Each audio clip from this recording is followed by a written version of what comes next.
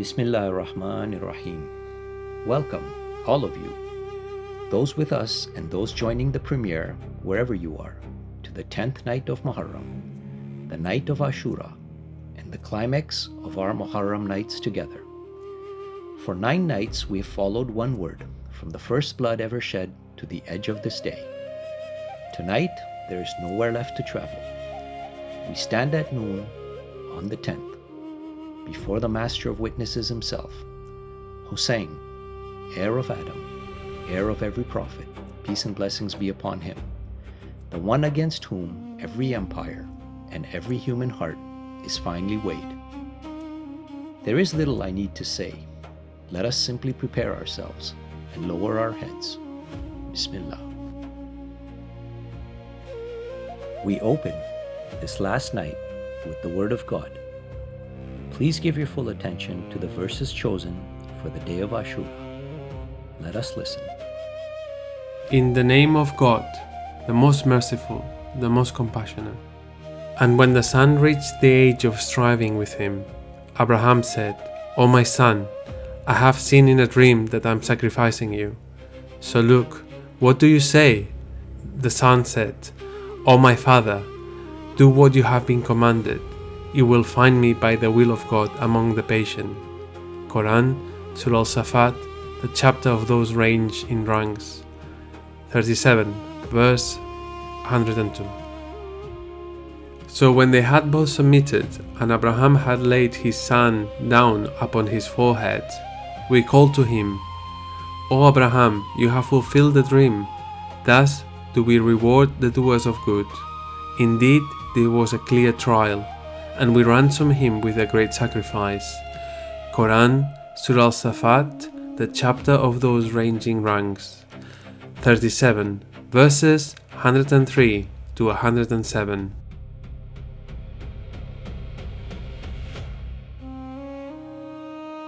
And now our couplets, poetry for the day of days. Let the words sit heavy on the heart. The prophets taught mankind how to witness. Husayn taught mankind what witness requires. Every witness before Husayn was preparation. Every witness after Husayn is an echo. The Furqan weigh more than kings and empires. It weighs the thrones we build within ourselves. Before every allegiance comes a refusal. La ilaha before illallah. It is my profound honor to invite our speaker, Shaykh Shabbir Hassanally, for the final sermon of our series, Husayn, Heir of Adam, gathering all 10 nights into this one. Husayn is the criterion that weighs every age and every one of us. The sermon will move into the Maqtal of Ashura. Peace be upon you, O Aba Abdillah, the noon of the 10th, the witness of Imam Husayn, peace and blessings be upon him, himself, and will close with a supplication. Let us give it our whole hearts, all the way through. Please welcome Shaykh Shabbir Hassanally.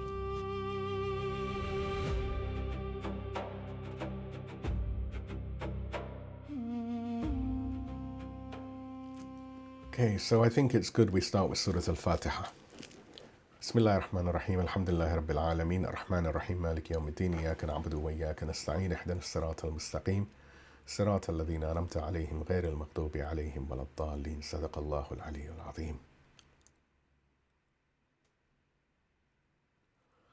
أعوذ بالله السميع العليم من الشيطان اللعين الرجيم. بسم الله الرحمن الرحيم.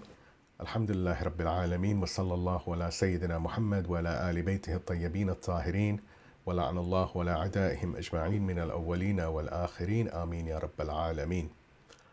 السلام عليك يا أبا عبد الله وعلى الأرواح التي حلت بفنائك. عليكم منا جميعا سلام الله أبدا ما بقينا وبقي الليل والنهار ولا جعله الله آخر العهد منا لزيارتكم. السلام على الحسين وعلى علي بن الحسين وعلى أولاد الحسين وعلى أصحاب الحسين. Peace be upon you, O Aba Abdillah, and upon the souls who have gathered in your courtyard.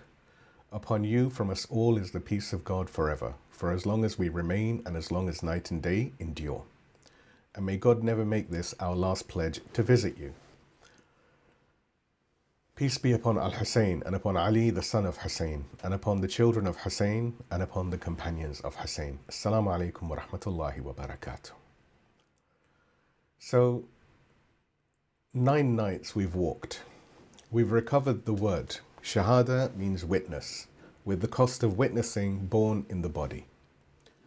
We traced its lineage from Abel through the prophets, Noah, Abraham, John the Baptist, Zechariah, Jesus, peace and blessings be upon them all, through Hamza, the uncle of the prophet, peace and blessings be upon him, and to Prophet Muhammad, peace and blessings be upon him, his family and righteous companions, and to a plain in Iraq.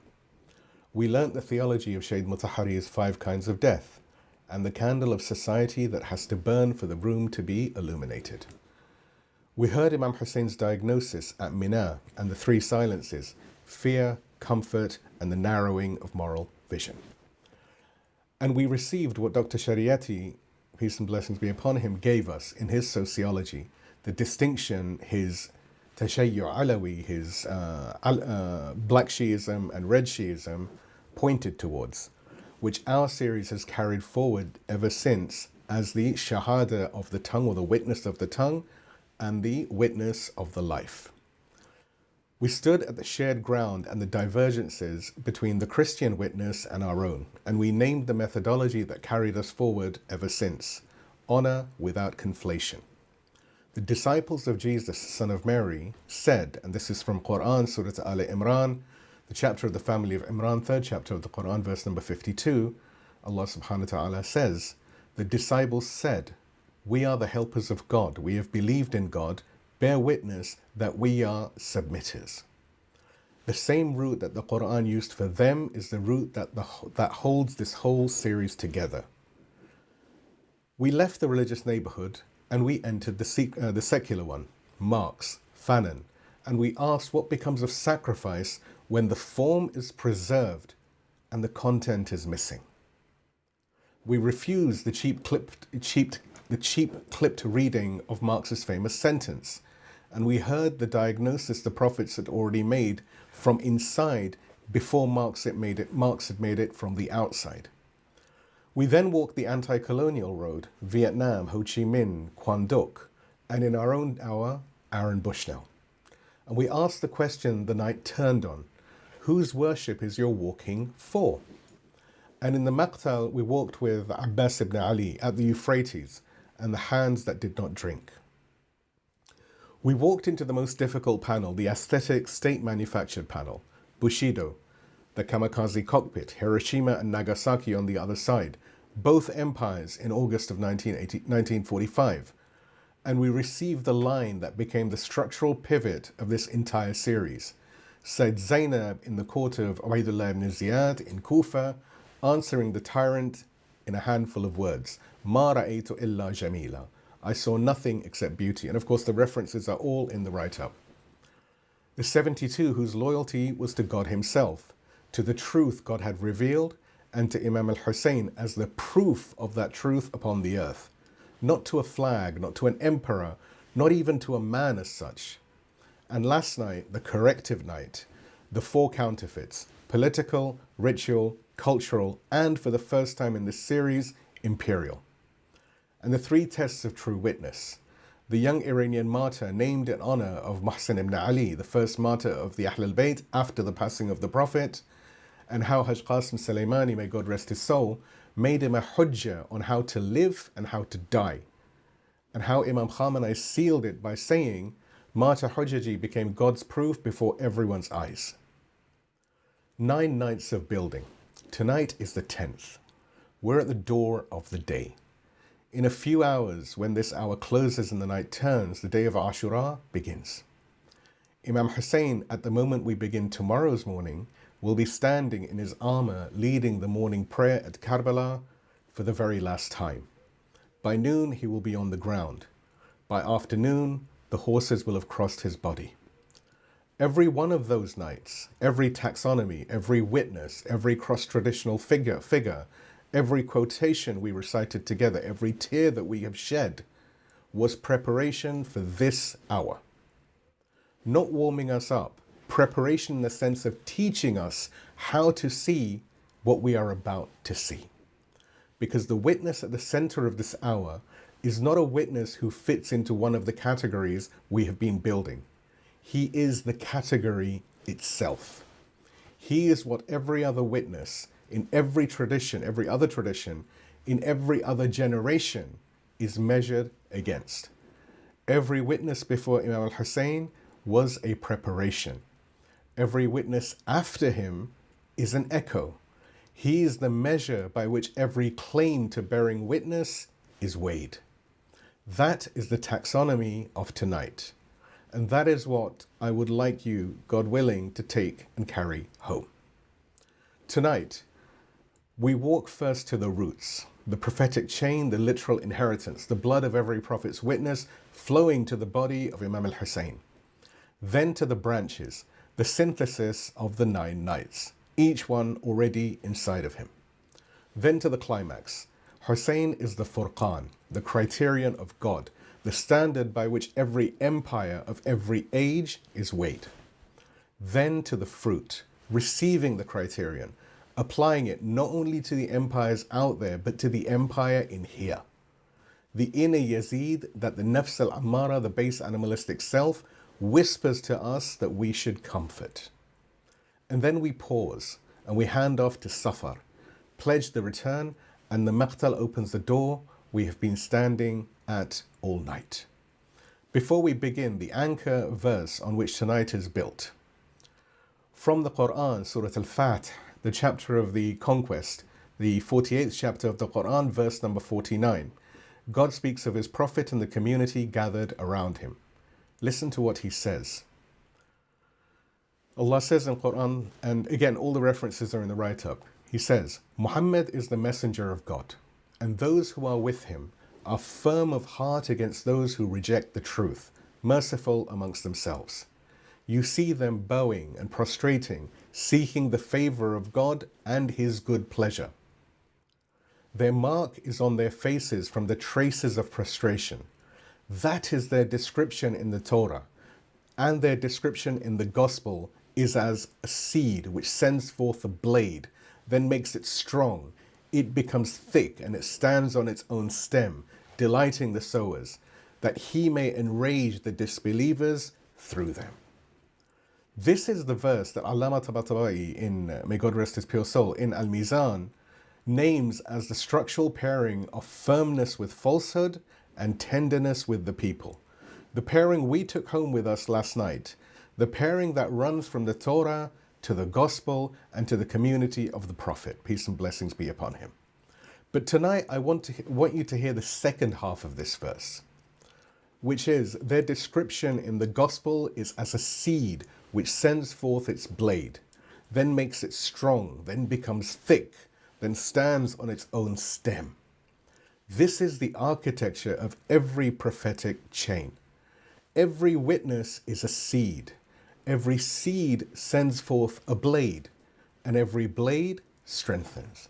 And eventually, when the chain has done its work, there stands on its own stem a single body that is the seed, the blade, the strength, and the standing crop all at once. That body is our beloved Imam al-Husayn. That body is what we will sit with tonight. And as we open the door, as we recite at the start of every visitation to him, the words the tradition has placed at the threshold of his grave, let us begin with the opening of Ziyarat al-Waritha, the Ziyarah of the heir. The Ziyarah the believers walk to Karbala to recite at his graveyard, and that believers recite every Thursday evening. It says, Peace be upon you, O heir of Adam, the chosen of God. Peace be upon you, O heir of Noah, the prophet of God. Peace be upon you, O heir of Abraham, the friend of God. Peace be upon you, O heir of Moses, the speaker with God. Peace be upon you, O heir of Jesus, the Spirit of God. Peace be upon you, O heir of Muhammad, the beloved of God. 6 inheritances. This ziyarah is not mere poetry. This ziyarah is doctrine. When the believer walks to Karbala, or on Thursday when he recites the dua, when he stands either physically or metaphorically at the grave of Imam Husayn, and the believer says, "Peace be upon you, heir of Adam. Peace be upon you, heir of Noah. Peace be upon you, heir of Abraham, heir of Moses, heir of Jesus, heir of Muhammad." The body in the grave carries in its blood the inheritance of every prophet of God who came before. Not just symbolically, literally. In the Shi'i theology of Imamah, the prophetic light passes through every prophet and lands finally in the bodies of Ahlul Bayt. And so the body of Imam al-Husayn at noon on the 10th is not one man on a battlefield. He is the destination of the entire prophetic chain. That is where we begin. Please give me a salawat and we move on to the first of the points, which is the blood that flows to Karbala. اللهم صل على محمد وآل محمد. Now the first thing the Ziyarah does is name the inheritance. 6 names, 6 prophets, 6 lines of witness, each one ending on its own, but each one handing forward that which it carried.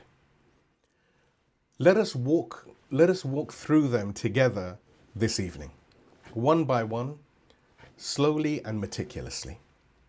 First, the first inheritance is Assalamu alayka ya waritha Adama sifwatillah.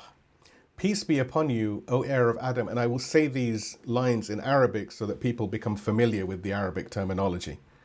Peace be upon you, O heir of Adam, the chosen one of God. What is Adam's witness?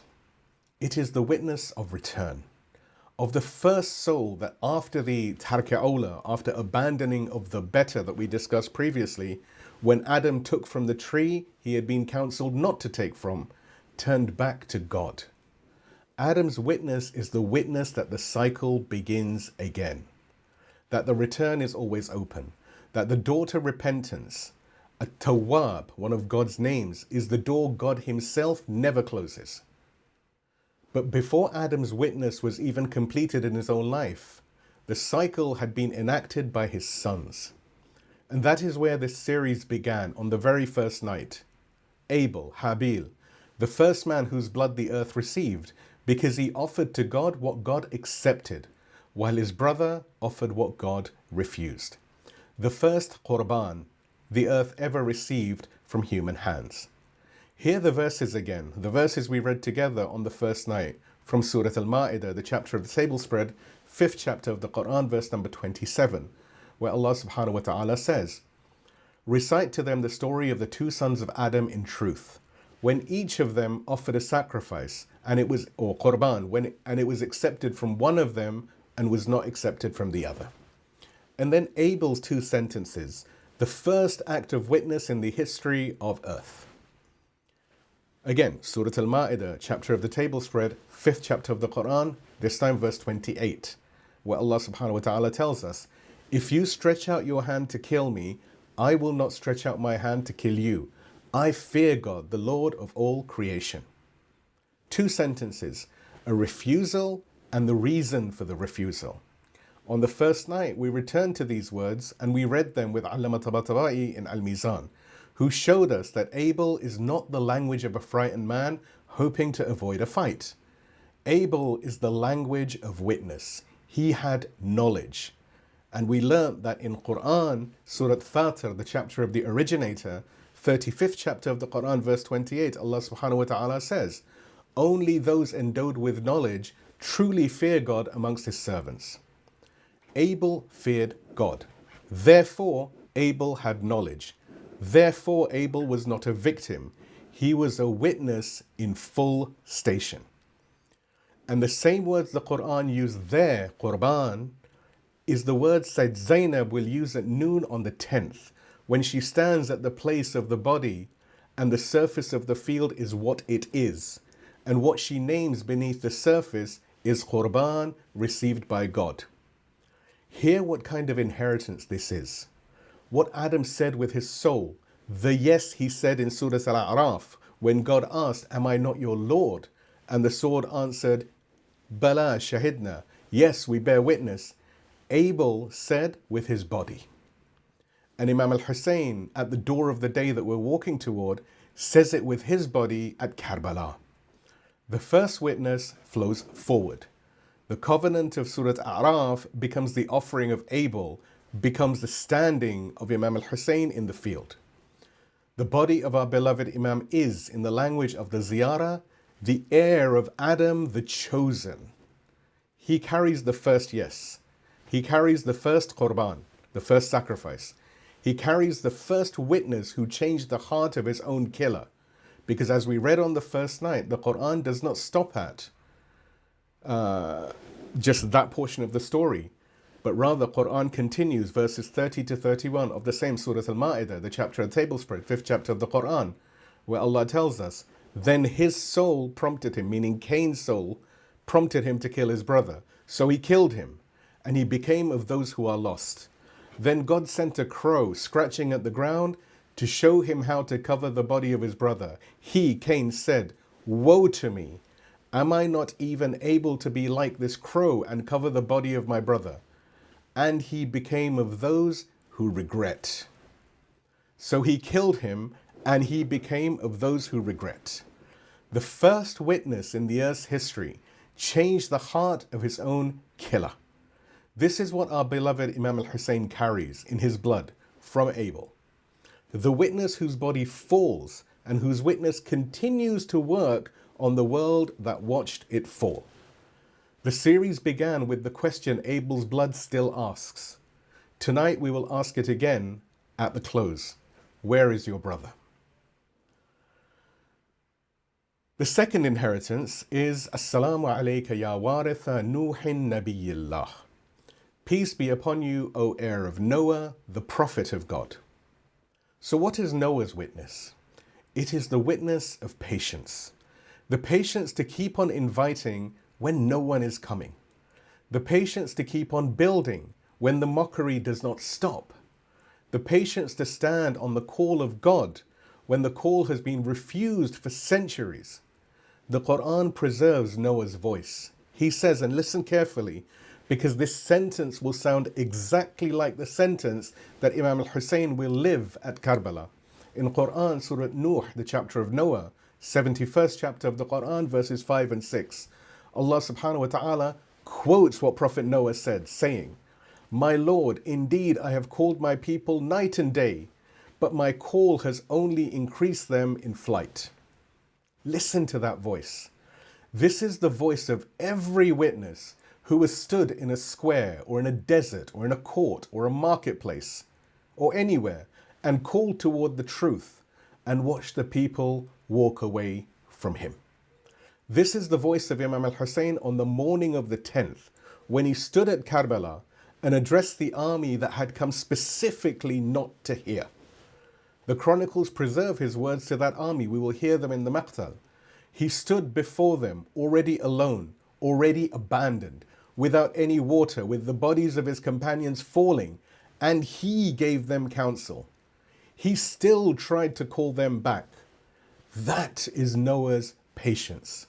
That is Noah's witness, inherited and completed in the body of our beloved Imam. The patience to keep witnessing when no one is listening. And then you have the third inheritance, and this is where the language begins to weigh. You have Assalamu alayka ya waritha Ibrahim Khalilullah. Peace be upon you, O heir of Abraham, the friend of God. So what is the friend's witness? It is the witness of offering. The willingness, not under coercion, but in obedience, with full awareness, to give up the dearest thing in the world. The Quran preserves the conversation between Abraham and his son Ishmael. Abraham has seen a dream. In the dream, God has shown him that he must offer his son. And Abraham, not in private, not with a hidden plan, but openly, turns to his son and tells him, and this is documented in Surah Safat, the chapter of those who ranged in the ranks, 37th chapter of the Quran, verse 102, where Allah tells us, And when the son reached the age of striving with him, Abraham said, O my son, I have seen in a dream that I am sacrificing you. So look, what do you say? And the son said, O my father, do what you have been commanded. You will find me by the will of God amongst the patient. Listen and think about that exchange. The father has been asked to give the son. The son says, do what you have been commanded. This is the moment that broke open every later witness in prophetic tradition. The willingness to give the son in obedience to God. But then the Quran continues, and the verses that follow are the ones that matter for tonight. This is again Surah Safat, the chapter of those ranged in ranks, 37th chapter of the Quran, verses 103 to 107, where Allah subhanahu wa ta'ala says, so when they had both submitted and Abraham had laid his son down upon his forehead, we, yani Allah, called to him, O Abraham, you have fulfilled the dream. Therefore do we reward the doers of good. Indeed, this was a clear trial, and we ransomed him with a great sacrifice. And here we must stop and look very carefully. The hand was stayed. The angel called from the heavens. The son was spared. And in his place, وَفَدَيْنَاهُ بِذِبْحٍ عَظِيمٍ. We ransomed him with a great sacrifice. So what was that great sacrifice? For centuries, the commentators have asked. Some say a ram, some say a ram from paradise. But the deeper reading, the reading our scholars have taught for 14 centuries, is that the Dhibh Azim, the great sacrifice, promised at the end of the Ishmael narrative, was not closed in Abraham's lifetime. It was a promise that would be kept later. The son of Abraham was spared because the son of another would be, when the time came, given. The grandson of the Prophet Muhammad at noon on the 10th would fulfill what Abraham had begun. Now hear me very carefully. Ishmael and Imam Husayn are not the same act. Rather, they are the same architecture, fulfilled across centuries. For Abraham, the angel stayed the hand. And for our Imam, the angel does not come, not in the same way. The companions fall, Ali al-Akbar, Qasim, Aoun and Muhammad, Al-Abbas, the suckling infant, Abdullah al-Radhiyu, Ali al-Asghar in the father's arms. Every son and every nephew and every cousin and every companion fall. The hand is not stayed. The ransom does not arrive. There is no ram from paradise. But the ransom from paradise that arrived for Ismail is the one being offered finally at Karbala. That is the inheritance of the friend. Abraham's witness was the willingness. Our beloved Imam al-Husayn is the doing. Abraham's act was the preparation. Imam Husayn's the fulfillment. The promise the angel made to Abraham, we have ransomed him with a great sacrifice, was read forward in time. The great sacrifice was Imam al-Husayn. The son of Abraham was spared because the grandson of Prophet Muhammad would not be. This is the doctrine of the heir of Abraham, the friend of God. Let us now move on to the fourth inheritance. Assalamu alayka ya waritha Musa kalimillah. Peace be upon you, O heir of Moses, the one who spoke with God. So what is Moses' witness?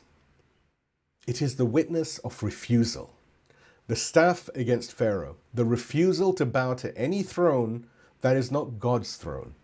The Quran preserves the command. God speaks to Moses and he says, and this is from Surah Nazi'at, the chapter of those who drag forth, 79th chapter of the Quran, verse number 17, where Allah subhanahu wa ta'ala tells Moses, go to Pharaoh, for indeed he has transgressed beyond the bounds.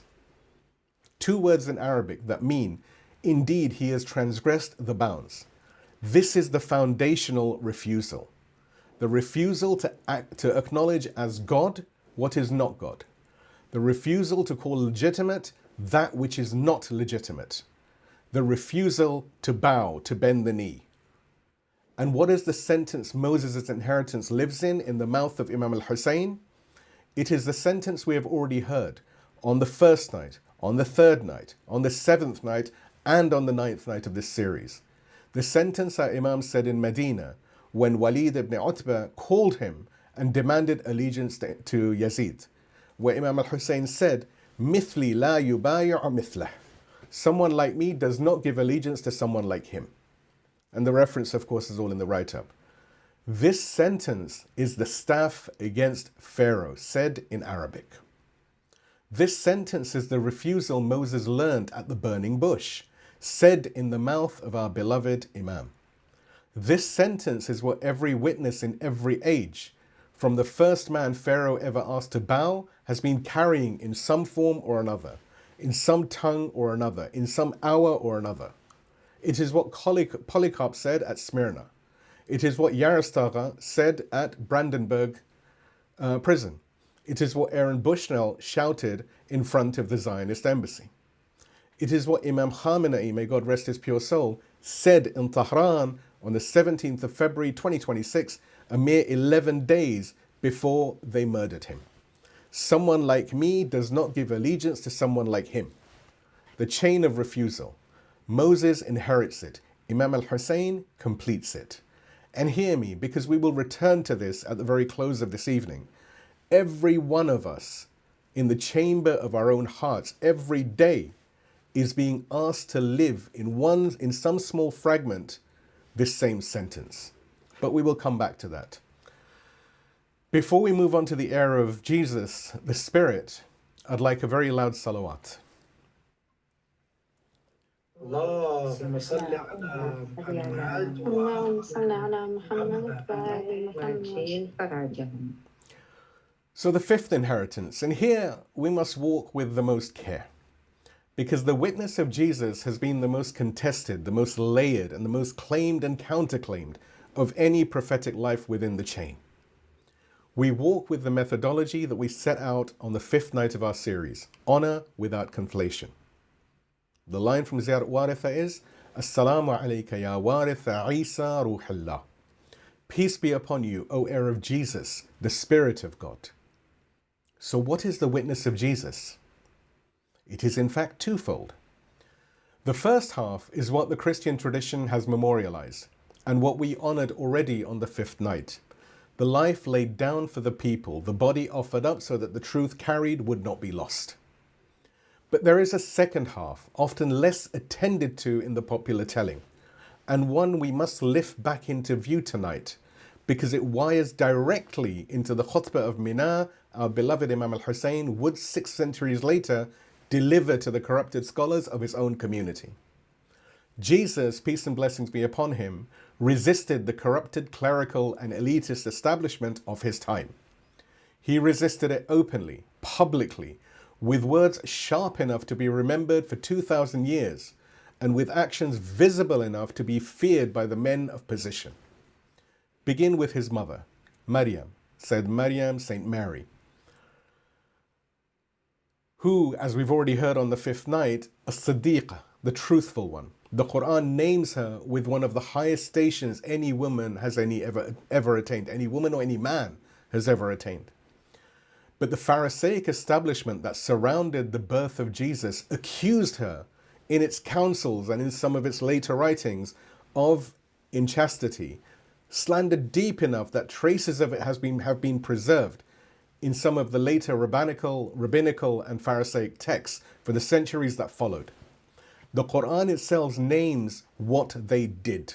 In Quran, Surah An-Nisa, the chapter of the women, 4th chapter of the Quran, verse 156, Allah subhanahu wa ta'ala says, and for their disbelief and for their utterance against Mary of a grievous calumny.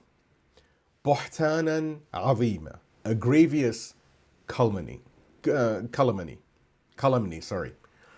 Quran teaches, or rather reaches for the strongest word in the lexicon of slander.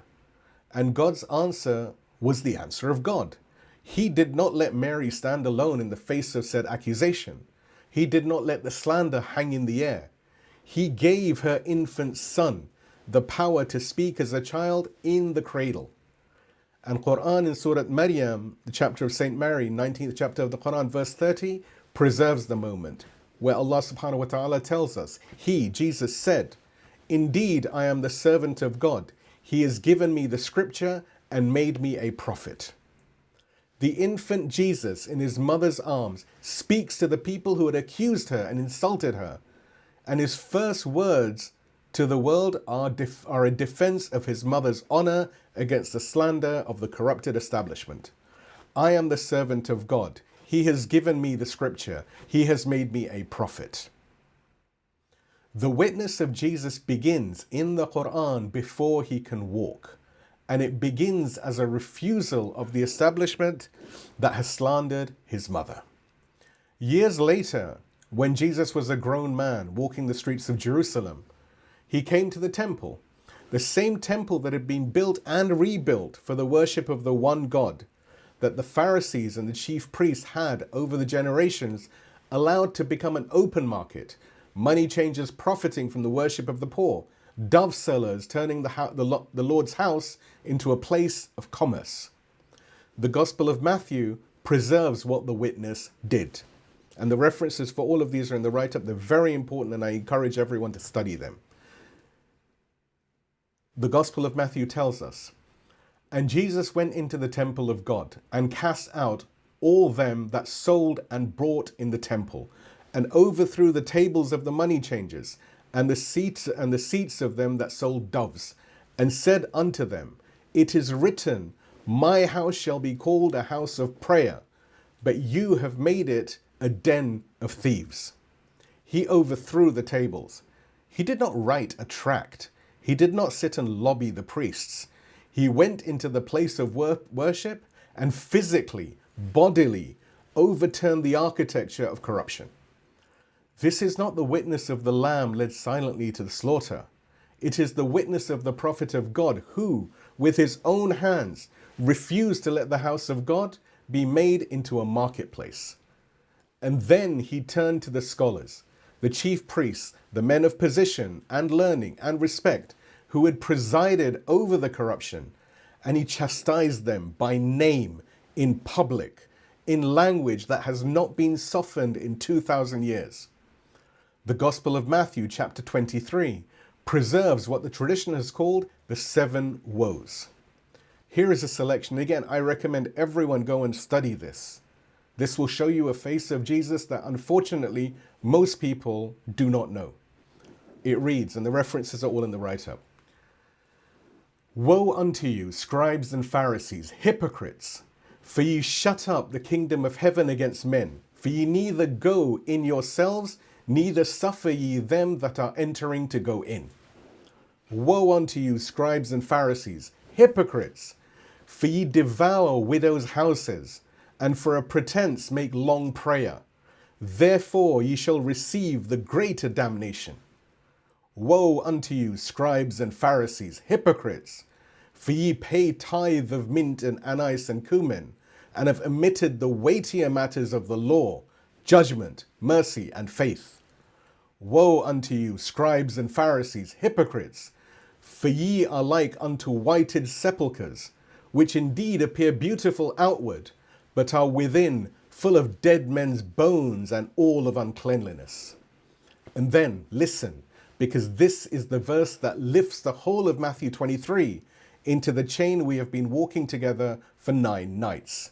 Jesus closes the 7 woes with a sentence that names the architecture. That upon you may come all the righteous blood shed upon the earth, from the blood of righteous Abel unto the blood of Zacharias, the son of Barachias, whom ye slew between the temple and the altar. The references, again, like I said, are all in the write-up. Hear what Jesus is naming. The blood of righteous Abel, the first witness. We walked on the first night. The blood of Zachariah, we walked on the second. Jesus himself names the chain. Jesus himself places the corrupted clerical establishment of his time in the lineage of those who killed Abel and those who killed Zachariah. Jesus is preaching the same architecture that we have been sitting in throughout these sessions. And this is what we must not miss. This is exactly what Imam Husayn will say at Mina 6 centuries later. The khutbah of Mina that we walked on the fourth night was his own woe to the scholars. The same structure of rebuke, the same kind of audience, scholars and religious functionaries who had made their peace with the system, and the same transaction named, the comfortable scholar who knows the truth and remains silent, the man of position who has purchased his safety from the oppressive ruling powers with flattery and compromise. And hear what the Imam himself was doing in the very first words of that sermon. He opened by citing 3 Quranic verses, and the first one he reached for was Surah Al-Ma'idah verse 63. God himself rebuking the Rabbaniyun and the Ahbar, the rabbinical and scholarly authorities of the children of Israel, for failing to forbid the sinful speech and unlawful wealth that they saw in their communities. He did not begin by citing a verse against the Muslims or against the Umayyads or against Muawiyah or against Yazid. He could have said a hadith, he could have said many things. He chose instead the Quran's own verdict against the failed clerical class of an earlier prophetic community.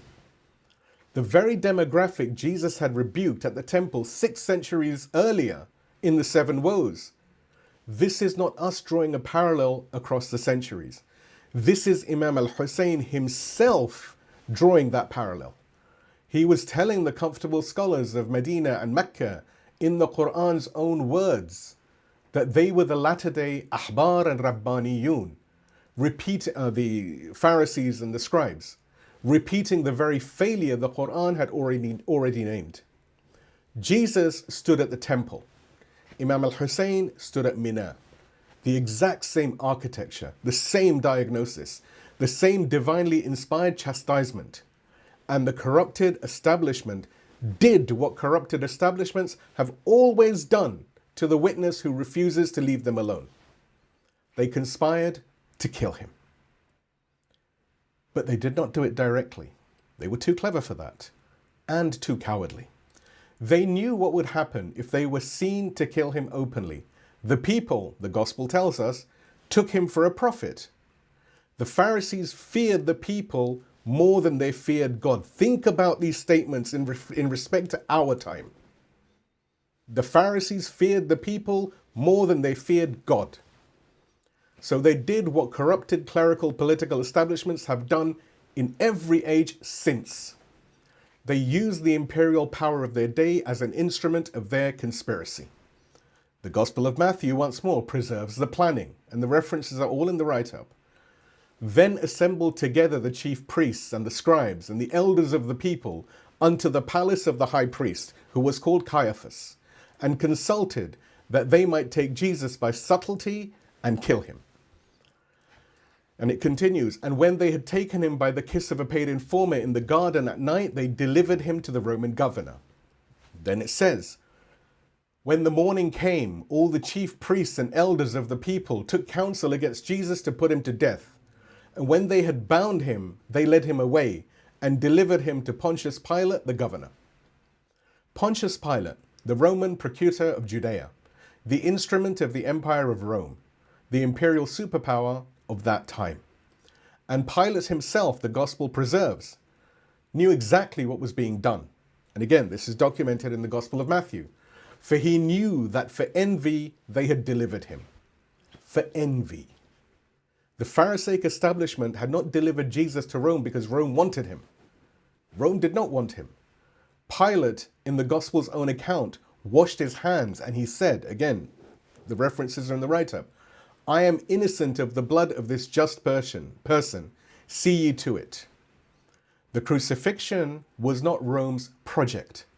It was the corrupted Pharisaic establishment's project, executed through the imperial machinery of Rome. Think about that. Think about that statement, and we'll come to more later. The corrupted clerical political establishment of Jerusalem manipulated the imperial superpower of its time into being the instrument of the killing it could not by itself perform without the people rising against it. That is the architecture. And the Pharisaic establishment did not stop at killing the witness. They demonized him, his mother, his disciples. They wrote their books and recorded their accusations and passed down to their successors a tradition of slander that has, in some quarters, persisted for 2,000 years. The Talmudic and later Pharisaic tradition accounts of Jesus and of Mary include language that we, as Muslims, find unspeakable. The very calumny the Quran had named Buhtanan Azima. And the persecution did not stop at the Prophet himself. The early Christian witnesses we honored on the fifth night, Polycarp, Perpetua, Justin, and others, were the inheritors of the same architecture of demonization, now directed at the followers rather than at the Prophet himself. The witness is killed. The mother is slandered. The disciples are persecuted. The pattern is one pattern. The Christian tradition holds that the crucifixion succeeded and that Jesus' witness was completed upon the cross. The Quran does not say this. The Quran says something else. And this is the moment of honor without conflation, where we name where the roads part. In Quran, Surah An-Nisa, the chapter of the women, 4th chapter of the Quran, verses 157 to 158, Allah subhanahu wa ta'ala tells us, "And for their saying, surely we have killed the Messiah, Jesus, son of Mary, the messenger of God. And they did not kill him, nor did they crucify him, but it appeared to them so. And most surely those who differ therein are only in doubt about it. They have no knowledge of it, but they follow conjecture. And certainly they did not kill him. Rather, God raised him to himself, and God is mighty and wise." Now hear the verses with the weight that they carry. They did not kill him. They did not crucify him. A likeness was made to them. They have no knowledge of it. They did not kill him for certain. Rather, God raised him to himself. You have 6 denials and an affirmation. The Quran's grammar is precise. The killing did not happen. God preserved his prophet. Allama Tabatabai, may God rest his pure soul, in his commentary on these verses in Al-Mizan, explains the Shi'i position very clearly. Let's listen to his words. Allama writes, and the references again are all in the write-up. He explicitly states that he did not die at their hands, neither by crucifixion nor by any other means. Rather, his matter was made to appear similar to them. So they caught someone other than the Messiah in place of the Messiah and killed him or crucified him. And this is not far from the natural course. For in such mob-like and tumultuous gatherings, the killing may sometimes miss the actual criminal and fall upon someone else. And he was killed by the Roman soldiers who had no complete knowledge of his condition. It was possible for them to take someone else in his place. And along with this, narrations have come down that God the Most High cast his likeness upon another who was taken and killed in his place. References, like I said, are all in the write-up. Now hear what this is and hear what this is not. What it is. The testimony of the Quran, with the precision of one of our greatest commentators of the modern age, that Jesus was not killed, God raised him. The witness was not completed on a cross. The witness was lifted by God's own hand, beyond the reach of the corrupted establishment that thought that it had won. What it is not. A dogmatic position on the exact mechanism. Allama Tabatabai acknowledges several possibilities and does not insist on one. And tonight, neither will we. The doctrinal core is Jesus was not killed, God raised him. Now, Imam Husayn is not the Islamic Jesus. The Ziyarah means something more precise. It means that the form of witness Jesus came to embody, the twofold form, the prophetic resistance to the corrupted clerical establishment and the prophetic submission to the will of God in the moment of great cost, was, in the Islamic understanding, fulfilled in its completed form at Karbala, in the body of a man who was indeed killed, because the great sacrifice the angel promised to Abraham in Surah Safat that we covered earlier was the sacrifice that would come not to the son of Abraham, but to the grandson of Prophet Muhammad. In the body of a man whose blood indeed fell on the earth, in the body of a man who first rebuked the scholars in Mina, as Jesus rebuked them at the temple, and then walked into the desert to face the imperial machinery that itself wanted him dead. And here we must say plainly, because honor without conflation requires it of us, that the architecture of our beloved Imam's killing was not identical to Jesus's. The roles are reversed. In Jesus's case, the Pharisaic establishment was the instigator. Rome, through Pilate, was the reluctant instrument. The empire did not want Jesus dead.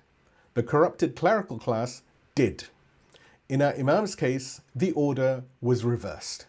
The Umayyad regime, Yazid in his palace in Damascus, was itself the instigator.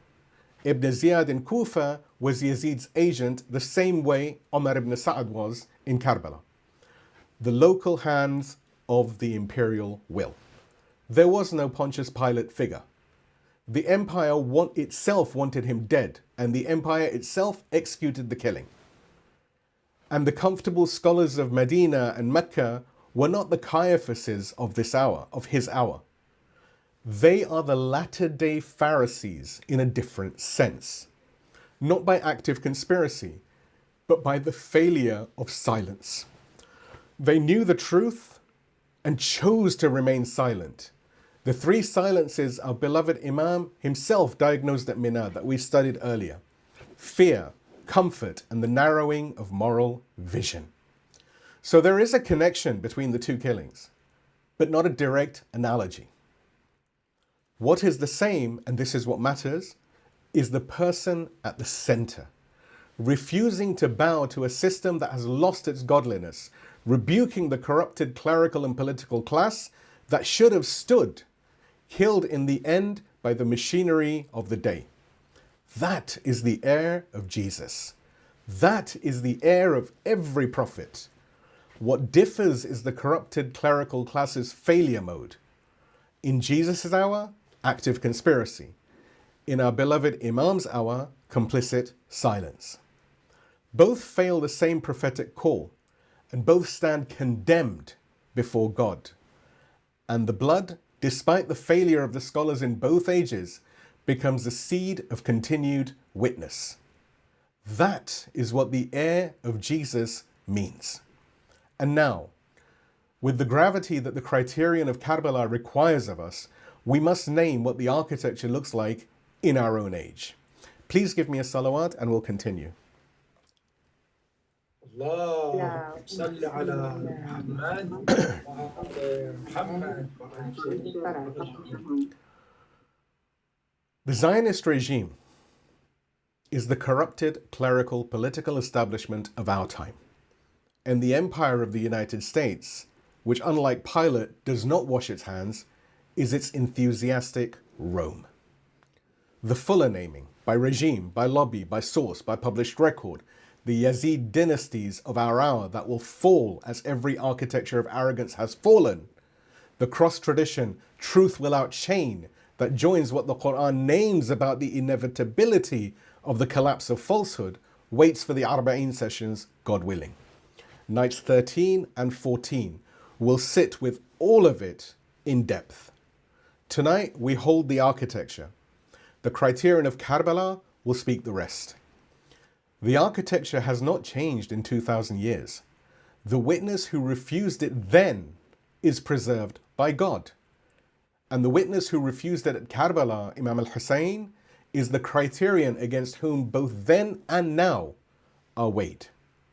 And we who claim to walk in the inheritance of Jesus and the inheritance of Imam Husayn must learn to see the architecture for what it is. Pilate's hands, Caiaphas' plotting, the crowd that was paid to call for Barabbas. The same shape every time, the same machinery in every century. The lesson Jesus' witness leaves us, the inheritance Imam al-Hussein carried forward, is the same lesson he gave at the temple, the same lesson he gave us in the seven woes, the same lesson the Quran preserves at the close of one of its shortest surahs and most concentrated surahs, refocus towards God. In Surah Al-Asr, the chapter of time, a mere 3 verses, let us hear them. In the name of God, the most compassionate, the most merciful. By the passage of time, indeed, humanity is in a state of loss. except for those who have believed and done righteous deeds and enjoined one another to truth and enjoined one another to patience. Of course, this is Surah Al-Asr, the chapter of time, 103rd chapter of the Quran, verses 1 through 3. Humanity is in a state of loss. That is the diagnosis. The default state of the human being, untethered from God, distracted by Pilate's empire and Caiaphas' scholarship and the money changes in the temple, is loss, except, and the exception is the door. 4 conditions the verse names. Those who have believed, the orientation towards the one God. There is no God except God. The negation of every false sovereign. The affirmation of the one. And done righteous deeds. The body that has become its faith. The life that has become its testimony. And enjoined one another to truth, the mutual call. The community that refuses to let its members drift into the silence the scholars at Mina refuse to break. And enjoined one another to patience. The endurance under the cost of the calling. The same sabr that patience that every prophet has carried. The same patience or sabr Jesus carried in the temple and in the garden. The same sabr or patience Imam Husayn carried at Karbala. That is the inheritance from Jesus. That is the way out of loss. That is what he taught with his life and what our beloved Imam al-Husayn completed with his. And the believing, the refocus towards God is always paramount. It's always the first. Because every other empire in every other age is built out of the heart that lost its bearing to the one. Every Pharisaic establishment is built out of scholars who stopped believing in God before they stopped believing in their robes. Every Rome is built out of administrators who stopped believing in justice before they stopped believing in their treaties. The witness restores the bearing. That is the work of Jesus. That is also the work of our beloved Imam al-Husayn. That is the work the Criterion places in our hands tonight. And so again we say, Assalamu alayka ya waritha Isa ruhallah. Peace be upon you, O heir of Jesus, the Spirit of God. What the Christian tradition has gathered around Jesus, the love, the longing, the recognition of the witness who gives up everything for the truth and who refuses to let the corrupt establishment have the last word, Karbala makes literal in the body of our beloved Imam al-Husayn. Not the same act, not the same theology, but again the same architecture. And the architecture that arrived at Karbala in the form God had decreed, it should arrive. This is what honor without conflation asks of us. We name what we share. We name where the roads part. We do not flatten one tradition into another. And we do not deny what is real in another tradition. Polycarp, Perpetua, Justin before Rusticus, and all of those that we have spoken of. Every one of these is a witness honored by us, by name, with intellectual seriousness, with the recognition that the Spirit moves where it wills. But what arrived at Karbala in the body of our Imam is the form the prophetic chain was all along aimed at. Imam Husayn is the heir of Jesus. Not the replacement, not the rejection, not the borrowing, the heir. Now we move on to the 6th inheritance, and the chain closes. Assalamu alayka ya waritha Muhammadin Habibillah. Peace be upon you, O heir of Muhammad, the beloved of God. What was the witness of the Prophet Muhammad? The witness of completion.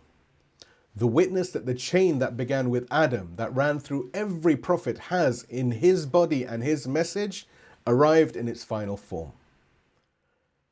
And what he hands forward, to whom does he hand it? And here, with the most precision that we have, we must clarify something essential. Because the answer is not what the outside reader of Shia Islam often takes it to be.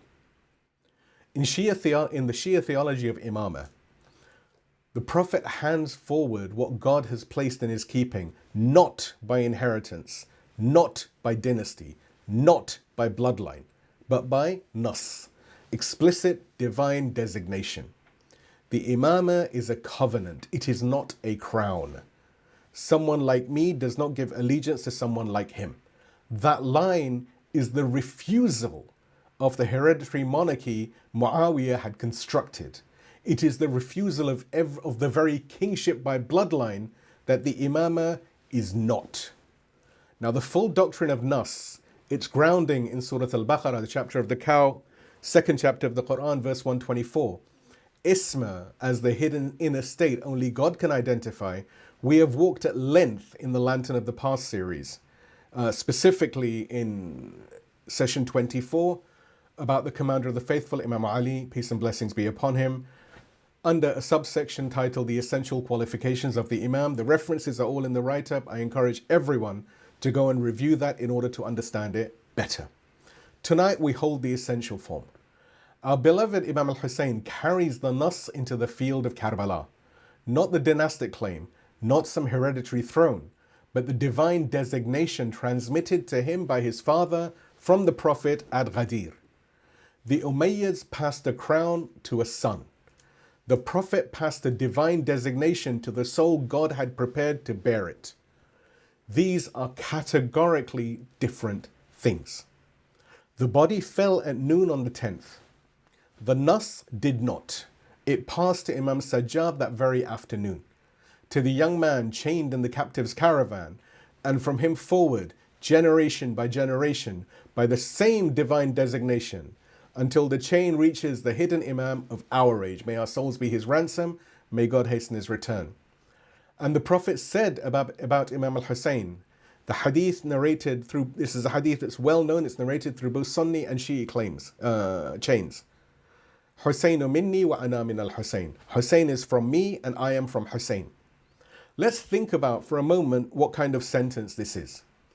Husayn is from me. This is what every grandfather might say to his grandson. This is a natural sentence of inheritance. But then you have, and I am from Husayn. This is the impossible sentence. This is the sentence that breaks open the architecture of every other type of inheritance. The Prophet is not saying he descends biologically from his son, from his grandson. He's saying that his prophetic mission, his witness, his work, his very identity as the seal of the prophets is carried forward in the body of his grandson. In such a way, without that grandson's witness, the Prophet's own would be incomplete. This is the sixth inheritance.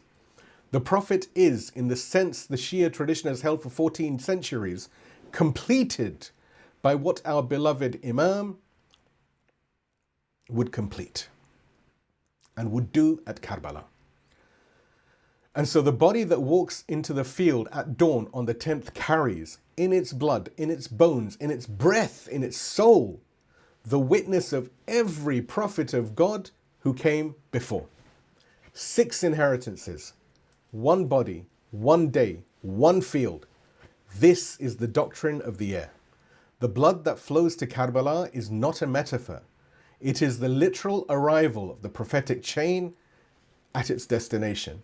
This is the doctrine of the roots. And now, having received the roots, we turn to the branches. Please give me a loud salawat and we move on to the branches, the synthesis of the 9 nights. اللهم صل على اللهم صل على محمد وآل محمد. So across these 9 nights we walked, from Abel and the recovery of the word through the prophetic change and Mutahari's 5 kinds of death, the khutbah of Mina, the Christian witness, the wretched and the witness, the anti-colonial cadence, the aesthetic emptied of truth, and the 4 counterfeits of the false Shahada or the false witness. We walked the Hajj Qasim Sulaimani thread from quest to love to Gnostic seeing to Shahada, martyrdom, witness at the Baghdad airport. 9 branches, 1 trunk, 1 root, and now the trunk speaks. And here at the synthesis of all 9 nights, the imperial counterfeit thread that began as a seed on the 8th night and was named as the 4th counterfeit last night reaches its theological crescendo. The Furqan in our Quran is the criterion, the discriminator, the standard by which the truth is separated from falsehood. God says in Surah Al-Furqan, the chapter of the Criterion, the chapter named after this very word, in verse number 1, this is the 25th chapter of the Quran, in verse number 1, Allah subhanahu wa ta'ala says, "Blessed is he who sent down the Criterion upon his servant, that he may be a warner to all the worlds." And again in Surah Anbiya, the chapter of the prophets, 21st chapter of the Quran, verse 48, Allah subhanahu wa ta'ala says of Moses and Aaron, he says, "And we gave Moses and Aaron the Criterion and a light and a reminder for the God-fearing." The Quran is Criterion. The Torah, the original Torah, is Criterion. And tonight we add a third form to the same word. The Criterion is also a person. And that person is Imam Husayn. Now hear me carefully, very carefully now. Read with the weight the line carries. Every empire that has ever called its mass killing necessary, justified, beautiful, holy even, is weighed against Imam al-Husayn and found to be wanting. Yazid's empire claimed legitimacy from the Prophet's family while slaughtering the Prophet's family. Caesar's empire claimed Pax Romana while crucifying the Prophets. The British Empire claimed civilization while bleeding India and the world. The American Empire claimed democracy while bombing civilians from Hiroshima to Gaza to Iran. The Zionist regime claims biblical right while invoking Amalek over children and committing unspeakable crimes with absolute impunity. Imam Husayn is the Criterion. The cherry blossom on the wing of the kamikaze cockpit, the mushroom cloud over Hiroshima, the bunker buster over Gaza or over a school in Minab, the white phosphorus over a Lebanese village, the drone over Baghdad airport, all of them fall under the same weighing. The Criterion does not change. Karbala is the Criterion under which every empire has stood and every empire has fallen. Imam Husayn is not one figure in history. He is the permanent measure. And we must say this in the right voice. Tabi'in, not apologetics. We do not soften this to be liked. We do not whisper it because someone might be uncomfortable. We name it because it is true. And we name it in the same breath we name something else. Because the witness against these regimes is the witness for the people. The Western mother who lost her son to the meaningless wars of choice, the Iraqs, the Afghanistans, the Libyas, the Syrias, the Iran, the NATO and the empire have dressed up as necessary. They've all dressed these wars up as necessary, is honored by this Criterion. The Jewish family whose conscience refuses what is done in their name is honored by this Criterion. The Christian child raised in fear under a regime that has lost its godliness is honored by this Criterion. The Palestinian child carried out of Gaza in a body bag is honored by this Criterion. The Yemeni child whose food was the food the empire bombed. The Afghan mother whose daughter the empire pretended for 20 years to liberate. The Iraqi grandfather whose city the empire reduced to rubble. The Lebanese family whose home the empire's weapons set on fire. The Iranian father whose country the empire has sanctioned and tried to break for half a century. The African neighbor whose land the empire has destabilized so its resources could be stolen. Every one of them is honored by this Criterion. The protesters in London, charged as terrorists for standing in direct action against the weapon makers. The journalists silenced for naming what is happening. The citizen of conscience whose speech the empire has criminalized, while those who designed the bombs and signed the checks sit decorated, protected, and applauded by the very system that calls their conscience criminal. It is honored by this Criterion. The Criterion is for them. The Criterion is against the regimes that betray them. And here is the methodological lock we take from tonight forward into the Arba'in sessions and into the rest of our lives, God willing. We do not personalize the regimes to their current leaders. This is extremely important.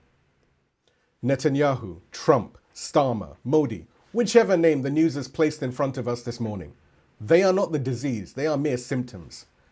They are what an unchecked self becomes when given an empire. To name the leader as the problem is to suggest the problem would resolve if the leader went. It would not.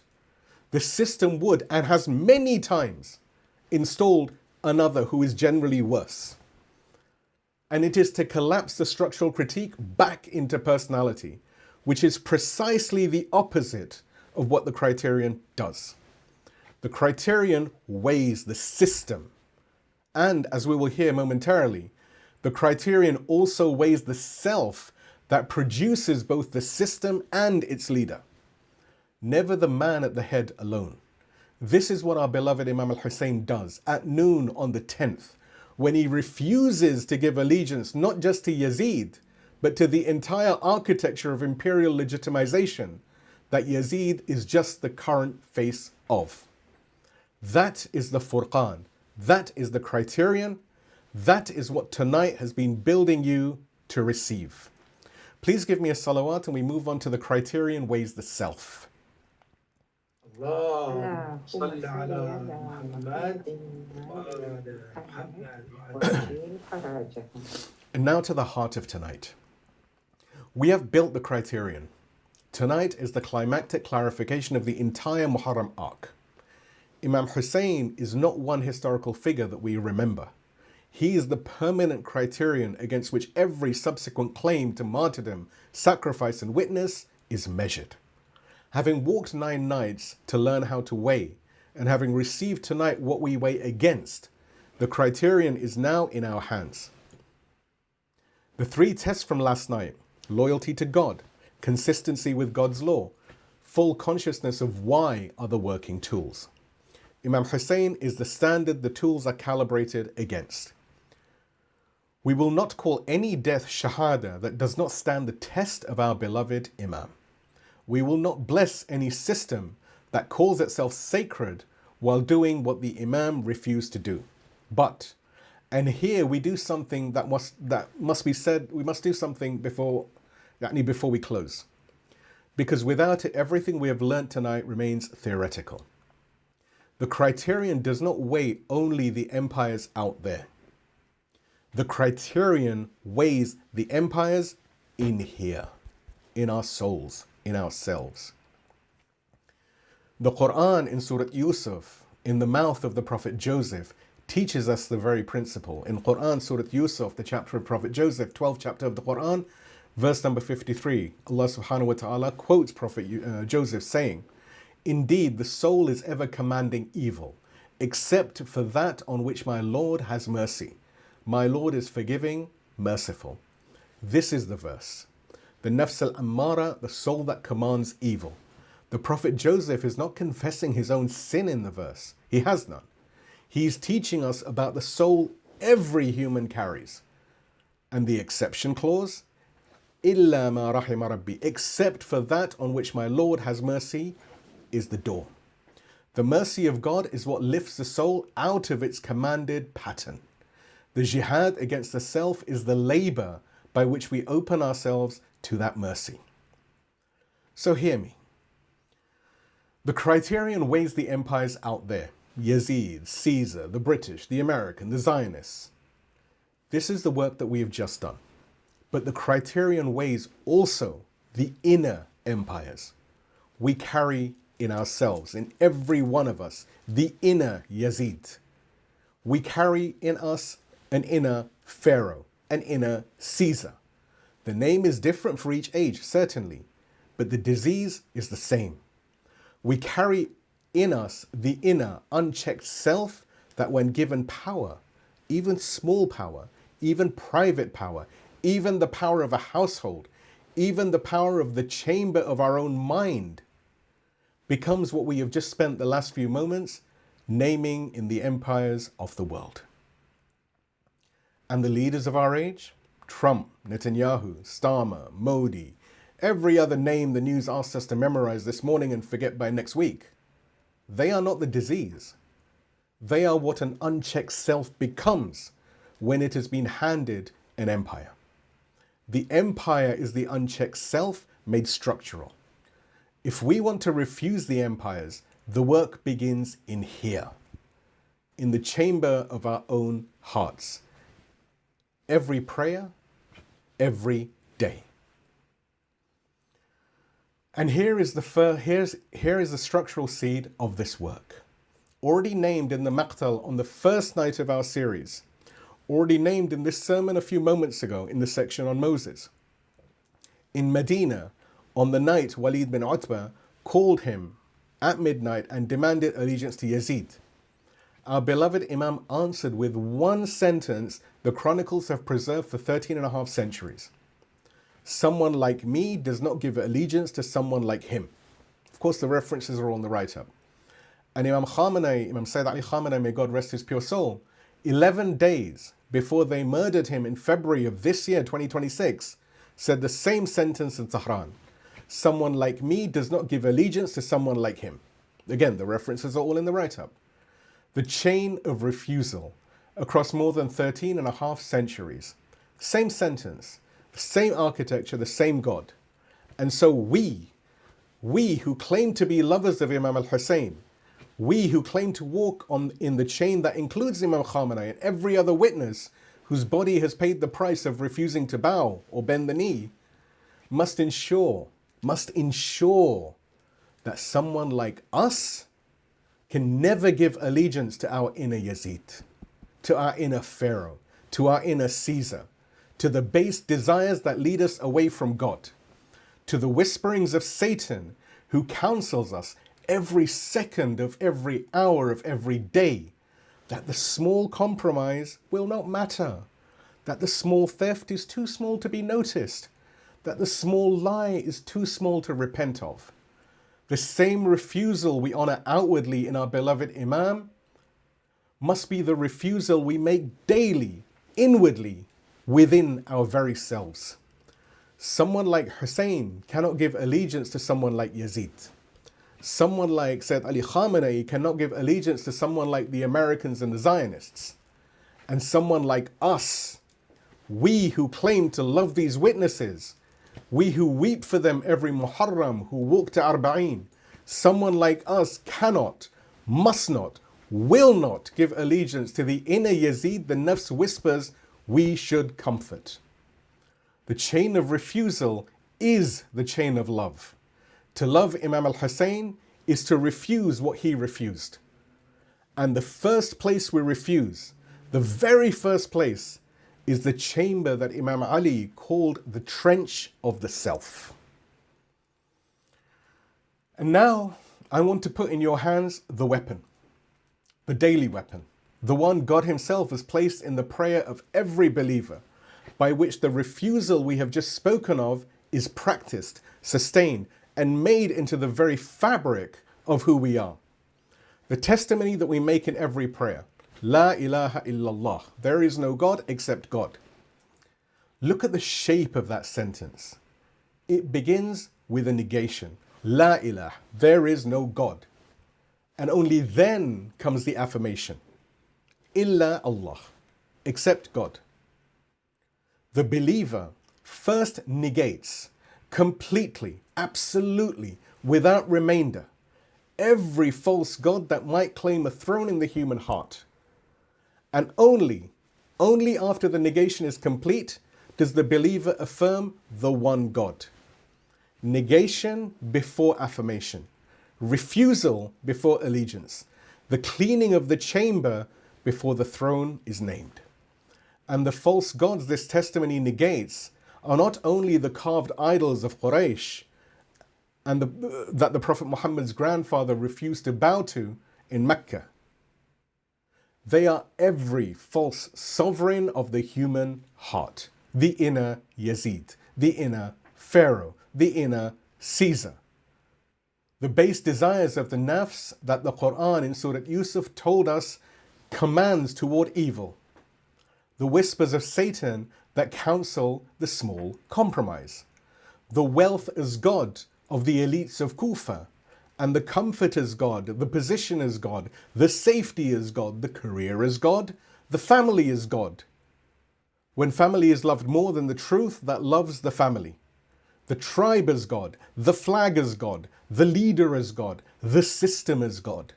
Every one of these is an ilah, a God, that claims the chamber of the believer's heart for itself. And every time we say, La ilaha illallah, there is no God except God, in the prayer, between 15 and 18 times in each individual obligatory prayer, and more in the optional supererogatory prayers, we are not making a mere polite declaration. We are performing an act of negation and affirmation. We are emptying the chamber. We are refusing every false sovereign and clearing the seat for the one. And here is what that daily repetition does. In Dua Nudba, the supplication of lamentation, which we recite or should do every Friday and every Eid, in longing for the return of the hidden Imam, may our souls be his ransom, may God hasten his return, preserves the sentence the Prophet said to Imam Ali. The sentence describes what faith does in the body of those who carry it fully. The references are in the write-up.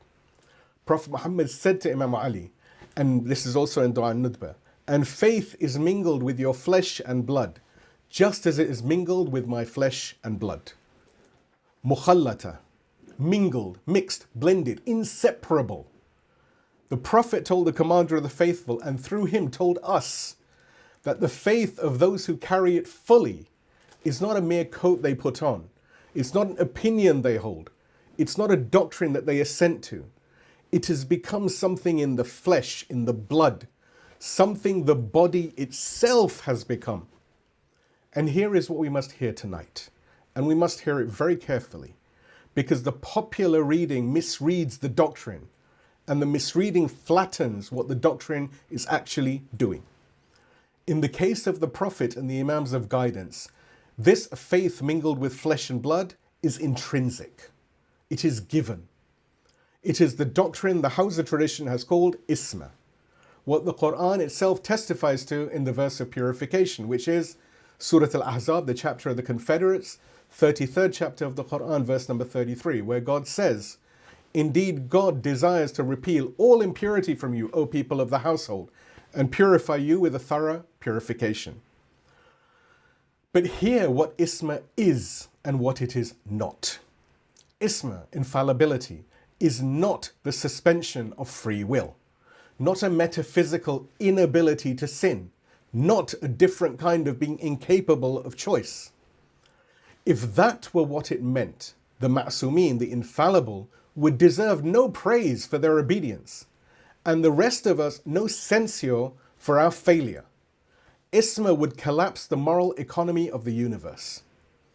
Isma, as the Hausa tradition has carried it from the time of Shaykh al-Mufid, through Allama Hilli, and through, of course, the time of the Imams, through to Allama Tabatabai, and into the teachings of Ayatollah Jawadi Amali today, is known as Lutf, or divine grace.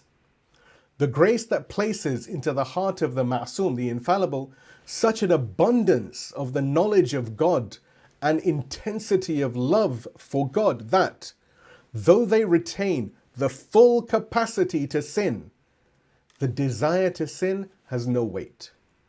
The fire of their love is so total that the candles the nafs would offer cannot pull them. The fuller exposition, Shaykh al-Saduq's verbatim teachings, that the Ma'soom is capable of sin but does not commit it. Allama Tabataba'i's precise architecture, that Isma is the perfection of the will through certain knowledge rather than its bypassing, and the pastoral payoff that the Ma'sumin, the infallibles, are not a different species of being, but the perfected end of the very road the believer is invited to walk comes, God willing, when we walk together after Arba'in, when the chain of witnesses that runs from Sayyid Zainab forward into the greater occultation. Night 11 will sit with this doctrine in its fullest. Tonight, hold the doctrine in its essential form. The Ma'soom, or infallible, is perfectly human. The human as God made the human to be, and is the perfected end of the very road we are invited in our daily refusal to walk. But in our case, in the case of every believer who is not infallible, who carries the inner Yazid, who knows that the nafs, the soul, commands toward evil, this faith mingled with flesh and blood is something we cultivate, something we practice into, something we say into ourselves around 65 times across the 5 daily obligatory prayers, until what began as words on our tongue becomes the substance in our bones. La ilaha illallah, there is no God except God, said once is a declaration. La ilaha illallah, said 65 times a day for 65 years, is a body that has become its testimony. This is Jihad al-Akbar in its daily practical form. How the believer who is not infallible builds slowly the body that can refuse what our beloved Imam Husayn refused. How someone like us learns prayer by prayer to say to the inner Yazid the same sentence our Imam said in Medina.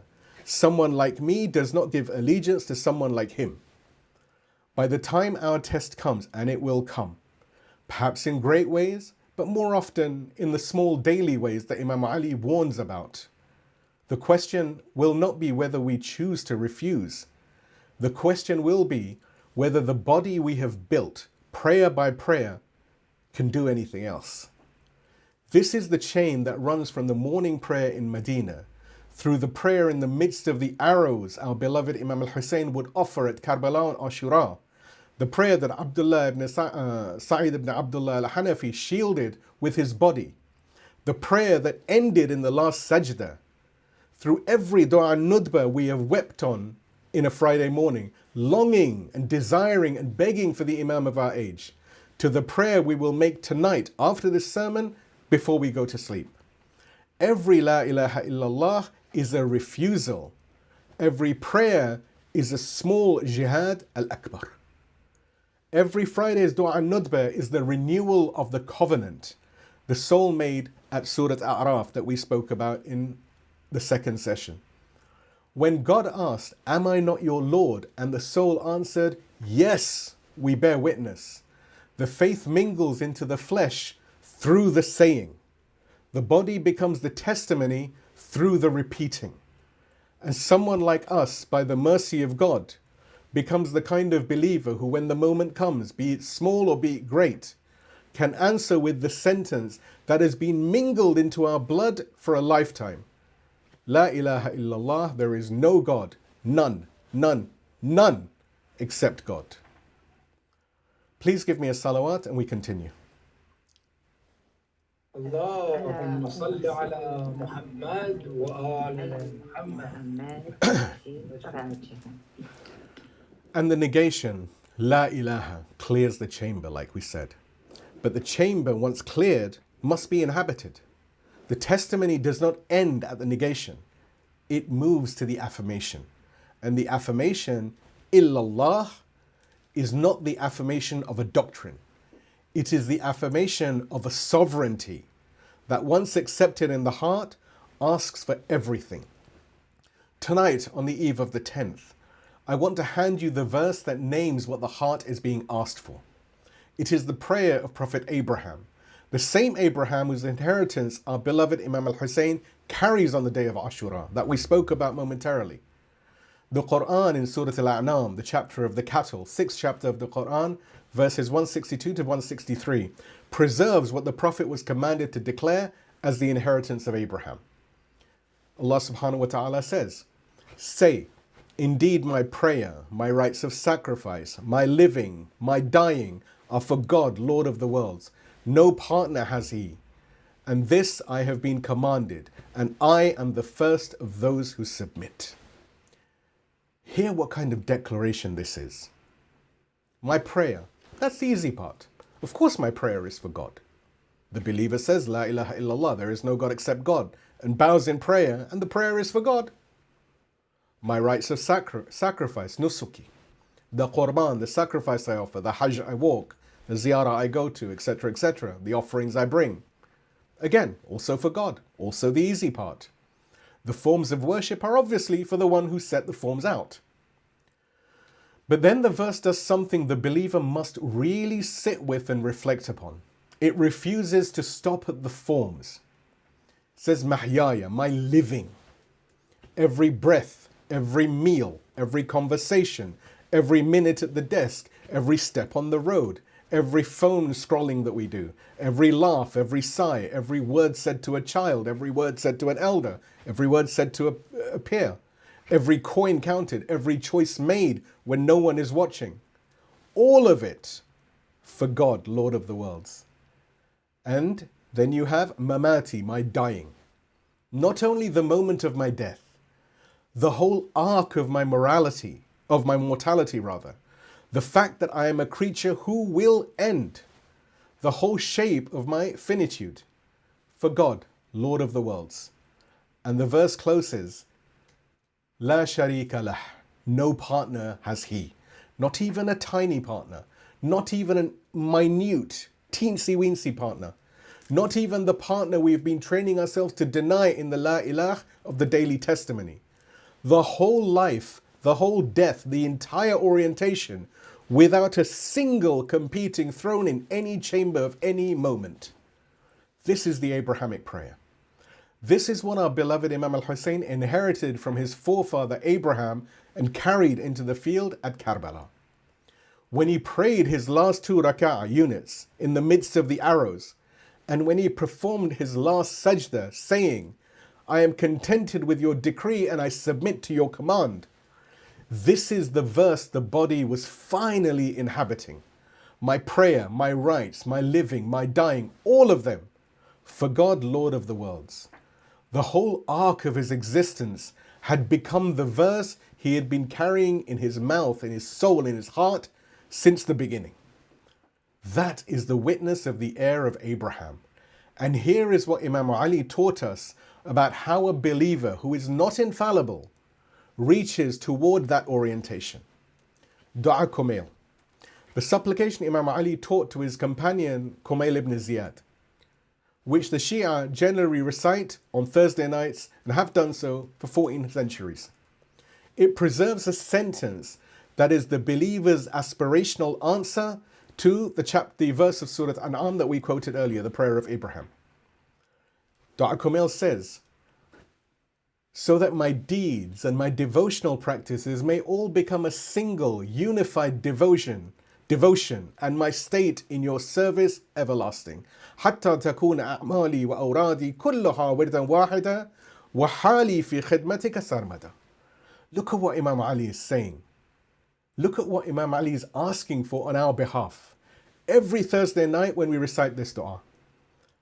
My deeds, the mundane, every day, the making of a cup of tea, the walking to work, the standing in the supermarket queue. My devotions, the salat, the dhikr, the recitation, the fast, the pilgrimage, etc. Imam Ali asks God to make these two things, the mundane and the sacred, into one. Wirdan wahida, a single unified devotion. The believer who is given this by God's mercy is the believer for whom the line between the everyday and the worshipful has been dissolved, whose work, whose cup of tea, whose conversation with a stranger at the bus stop, whose sleep, whose laughter, whose tears, each is a wird, a devotion. And then you have sarmada, wahali fi khidmatika sarmada. Sarmada means perpetual, continuous, unceasing, like a river that does not stop. This is what Dua Kumail asks.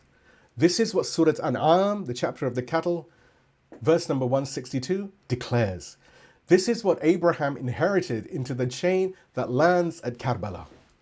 This is what Imam Husayn carried in his prayer at noon on the 10th. And this is what someone like us, by the slow work of Jihad Akbar, the greater Jihad, prayer by prayer, Thursday night by Thursday night, Friday morning by Friday morning, is being shaped toward.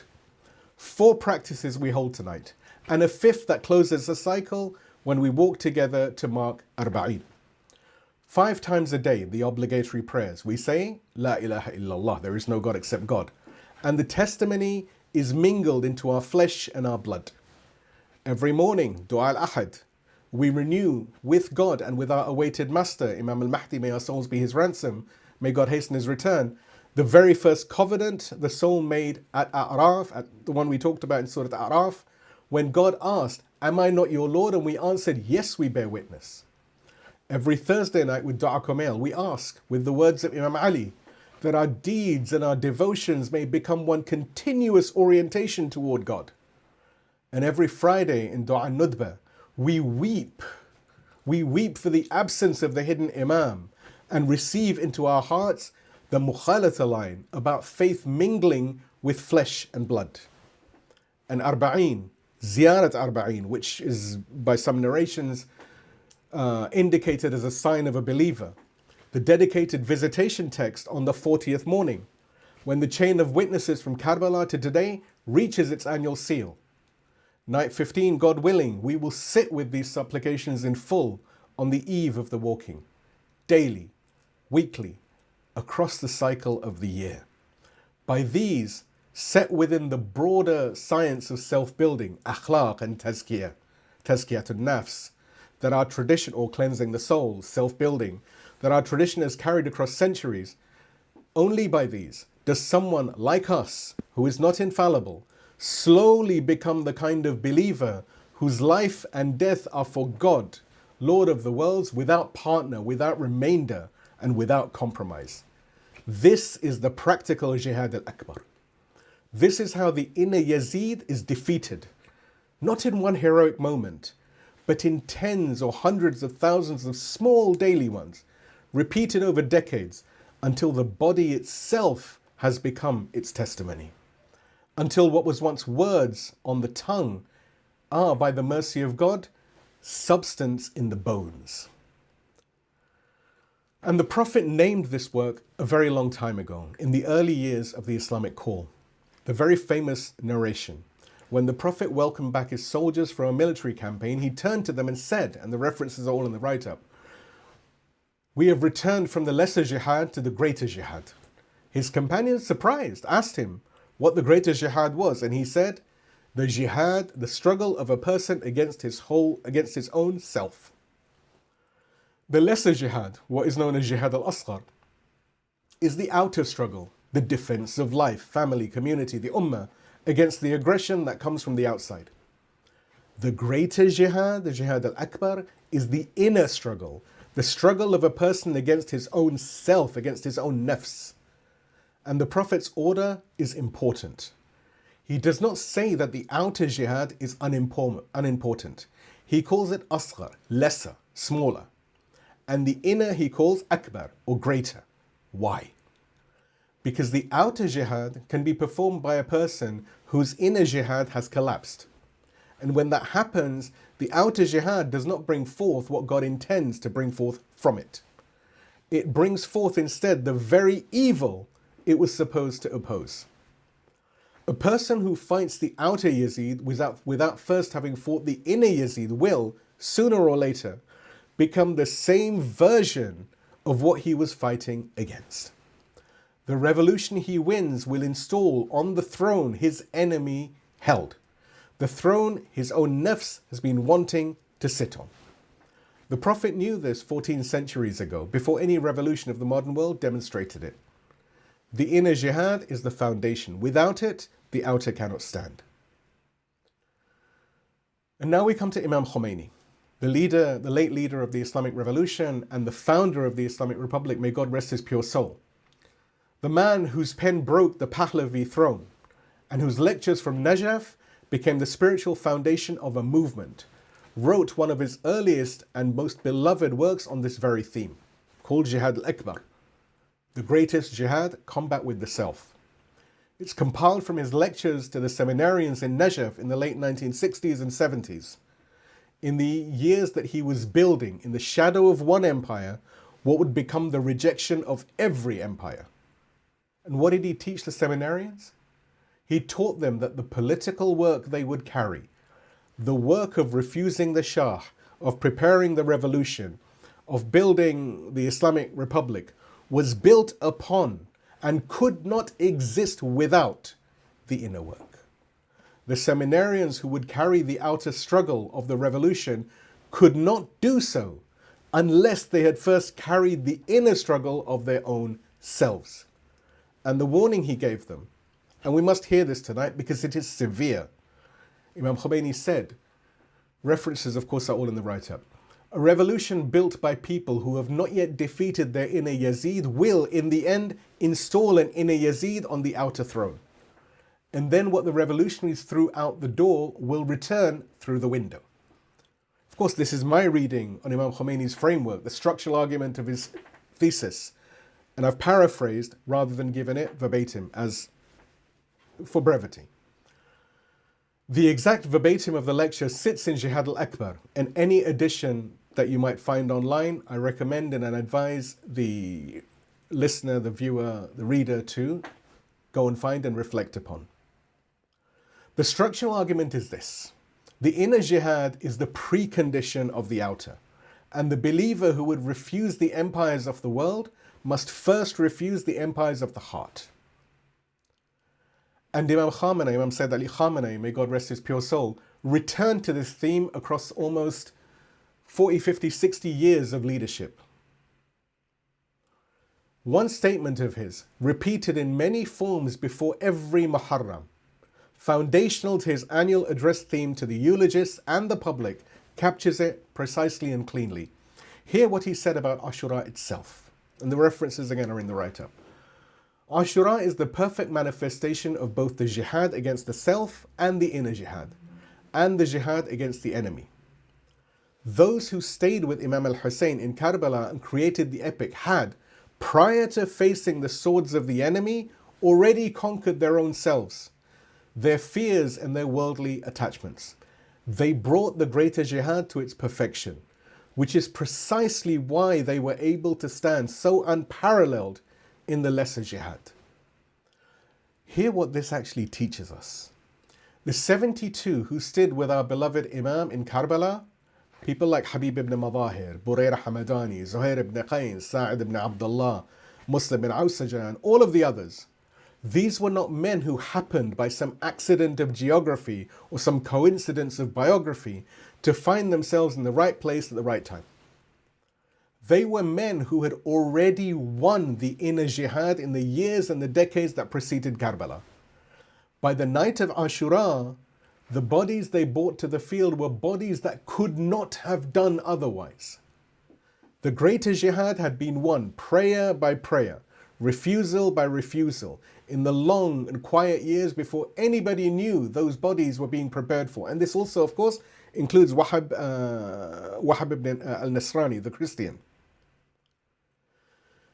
This is what makes all of these companions the lamps that would not flicker. This is the perfect manifestation of both jihads. The jihad against the self, perfected over a lifetime, and the jihad against the enemy, completed in a few hours. And every theology must at some point answer one question. Does this walk in human bodies, or is it just talk? The Hawza tradition we have just walked through, from the Prophet, through Imam Ali, through Imam Khomeini in Najaf, through Imam Khamenei in Tehran, gave us the doctrine, the architecture, the diagnostic. And then God gave us a generation of believers who lived it. The theology written in the Hawza walked in the flesh of the resistance. It was the sleepless eyes of Haj Qasim Soleimani, may God rest his pure soul, the commander of the hearts, the man whose name the Americans needed a drone strike to silence at Baghdad airport in January of 2020.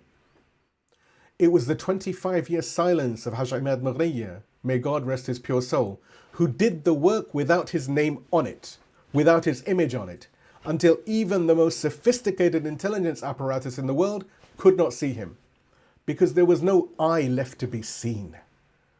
It was Sayyid Abbas al-Musawi, may God rest his pure soul, refusing the palaces of the comfortable, climbing into the pulpit instead, anchoring himself in Imam Ali's letter to his governor in Basra 14 centuries before, and refusing the leaders of his own day who had forgotten that letter.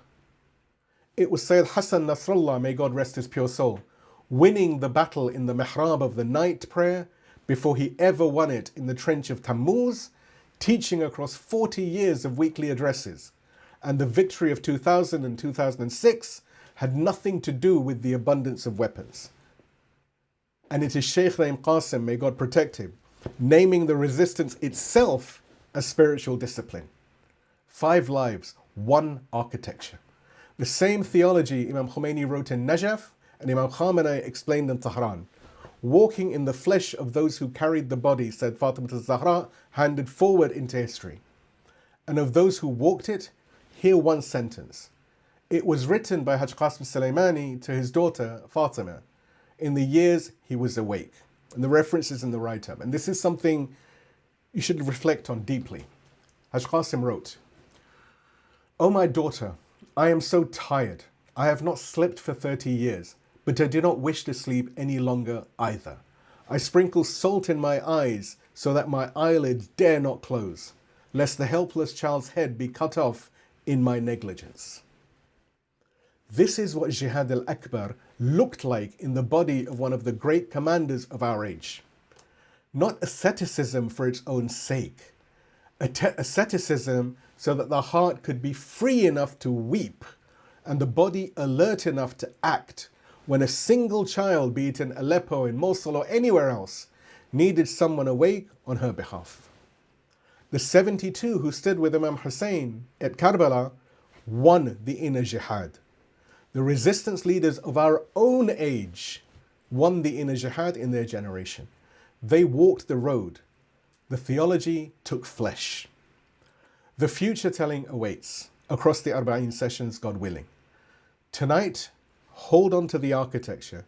The theology took flesh in our own time. But every theology that walks must also reckon with its shadow. Please give me a salawat and we continue. اللهم صل على محمد وآل محمد. And there is a shadow to this teaching, the companion to it, the one Imam Khomeini gave us, Imam Khamenei rather, gave us in his most uncomfortable lecture on Ashura, the Ibrat-hai Ashura, the warnings of Ashura, delivered to the commanders and veterans of the 27th Muhammad Rasulullah division of the Iranian military on the 10th of June 1996. The 72 won the inner jihad. That is why they could stand. But the Khawas, the elites of Kufa, the elites, the nobles, the notables, the men of position and learning, who had once written letters of allegiance to Imam al-Husayn, they lost the inner jihad. That is why they could not stand. And the diagnostic of their failure is the most uncomfortable warning Imam Khamenei, may God rest his pure soul, ever delivered about Ashura. The references in the write-up, listen.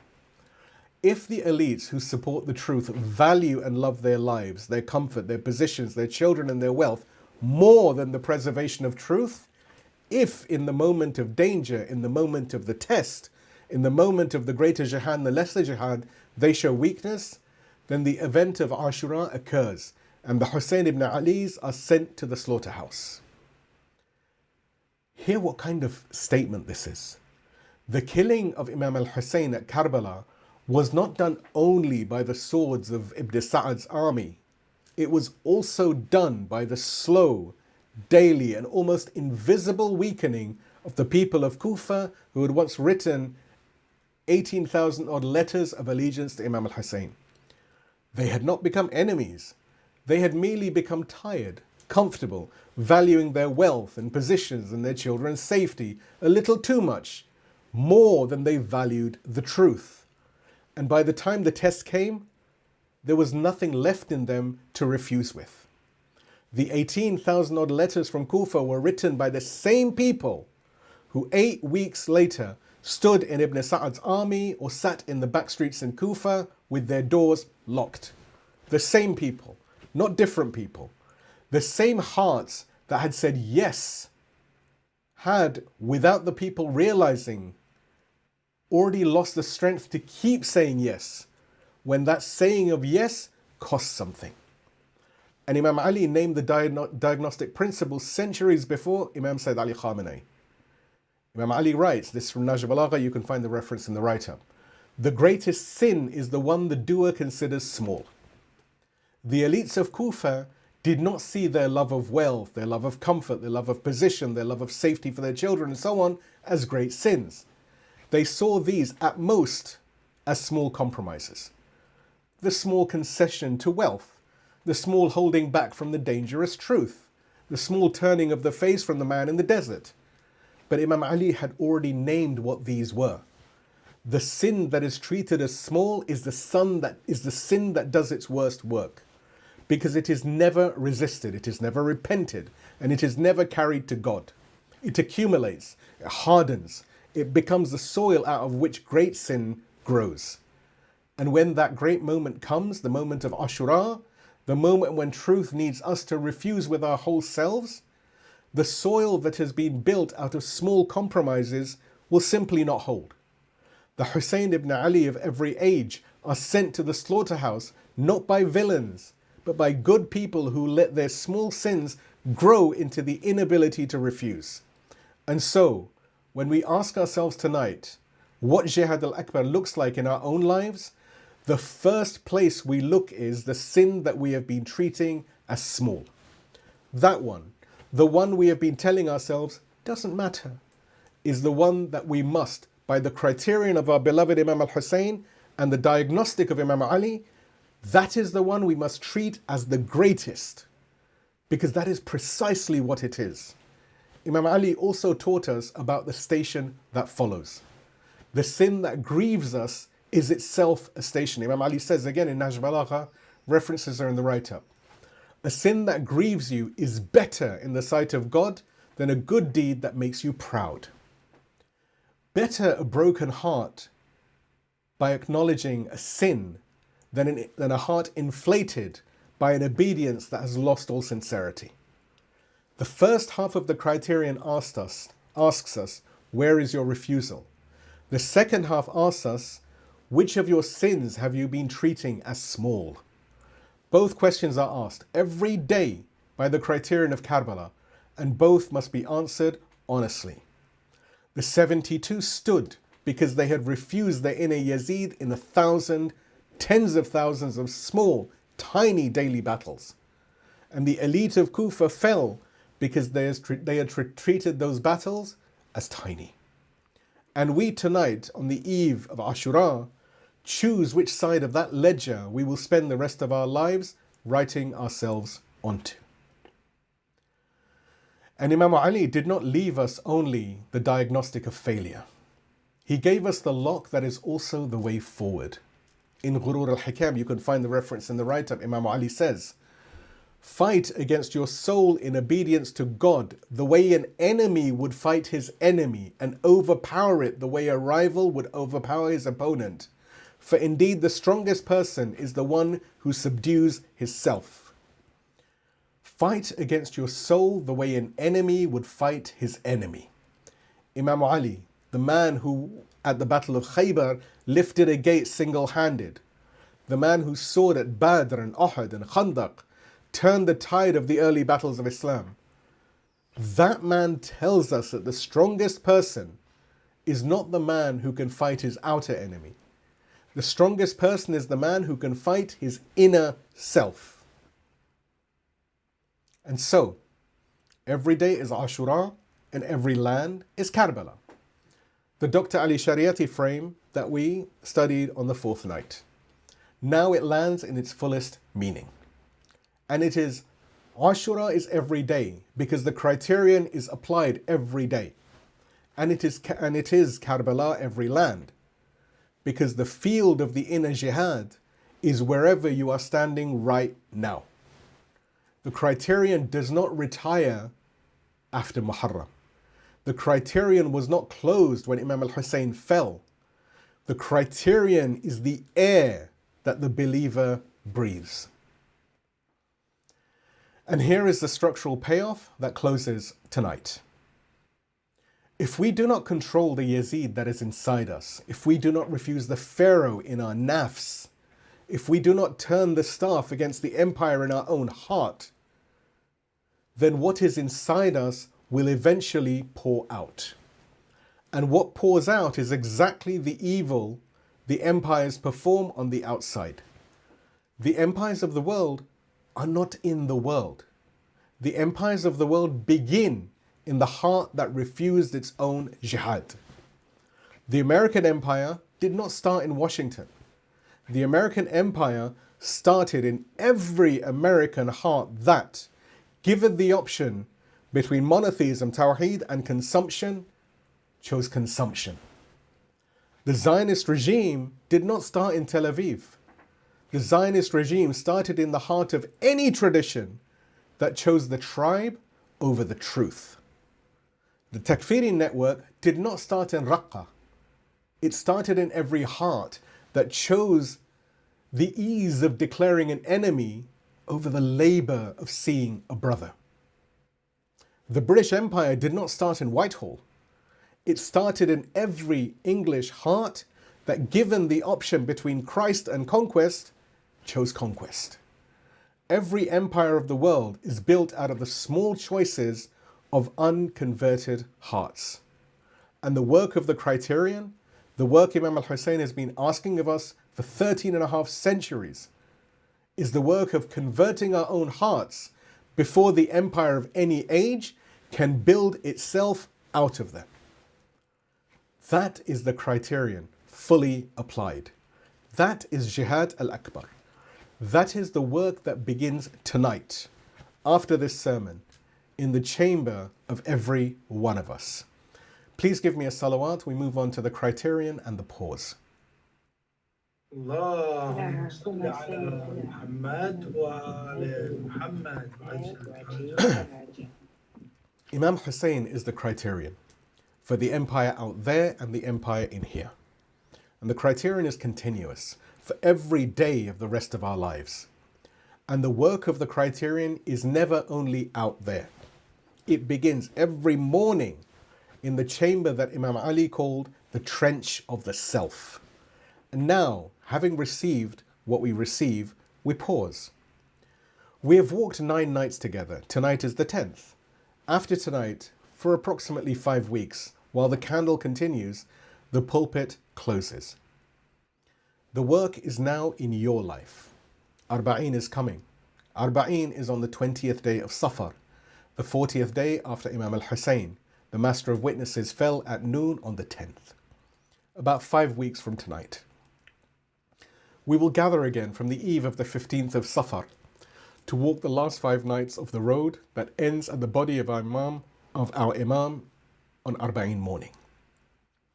We return because the story does not end at noon on Ashura. There is a witness after the witness, and her name is Sayyid Zainab, peace and blessings be upon her.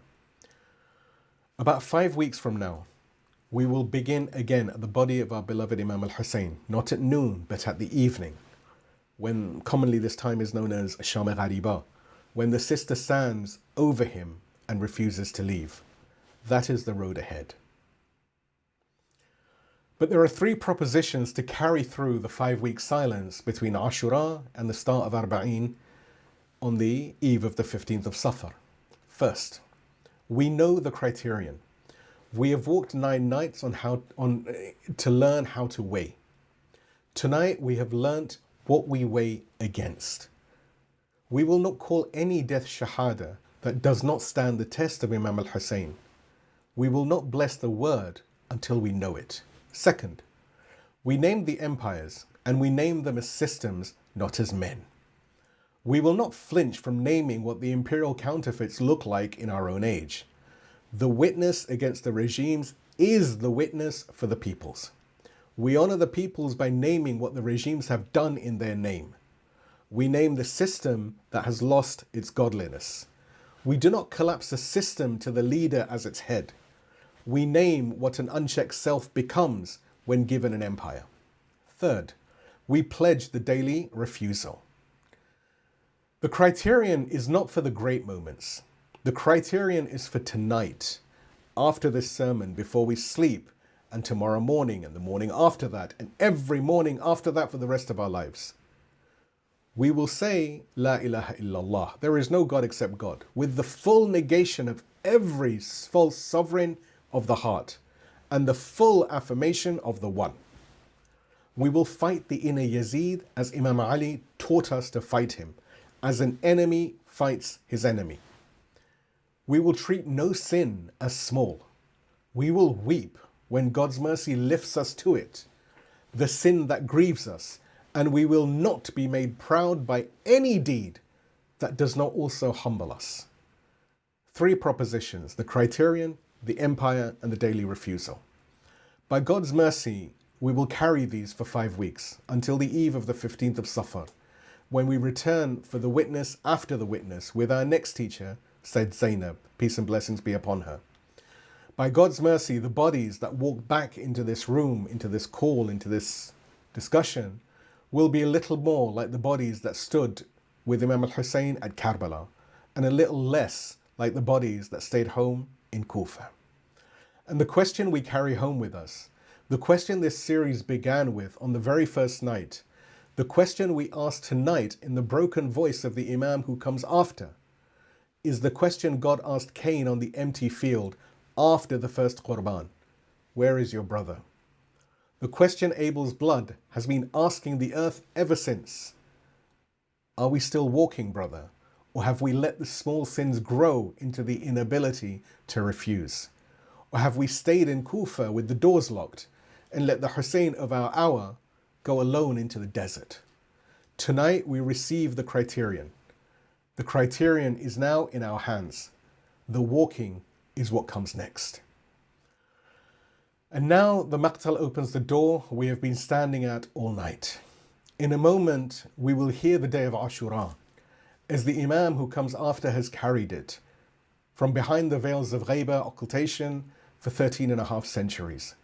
The morning prayer at Karbala, the address to the army, the going out of the family one by one, Muslim and Hur and Wahab and the 4 cherry blossoms of the morning, Habib and Burayr and Zuhair and Sa'id and Muslim bin Awsaja, Al-Abbas, the suckling infant, every name we have wept for across 9 nights, walking out one by one until our beloved Imam stands alone in a field of his own family and companions. The cry that returned no answer, the final prayer in the midst of the arrows, the prayer that Sa'id ibn Abdullah shielded with his body, the prayer that ended in the last sajda of the religion, contented with your decree, submitting to your command. The fall, the body that folded around the infant, the trampling, and after the silence the trampling makes, the recovery. From Sayyid Zainab, who has been the structural pivot of this series since the 8th night. Ma ra'aytu illa jamila. I saw nothing but beauty, in the broken voice that will close the Maqtal. Then the closing benediction in a voice that has by the time the Maqtal reaches its last words, it will be a slightly different voice from the one that we have been hearing in the Maqtal for the last 10 nights. Let us listen.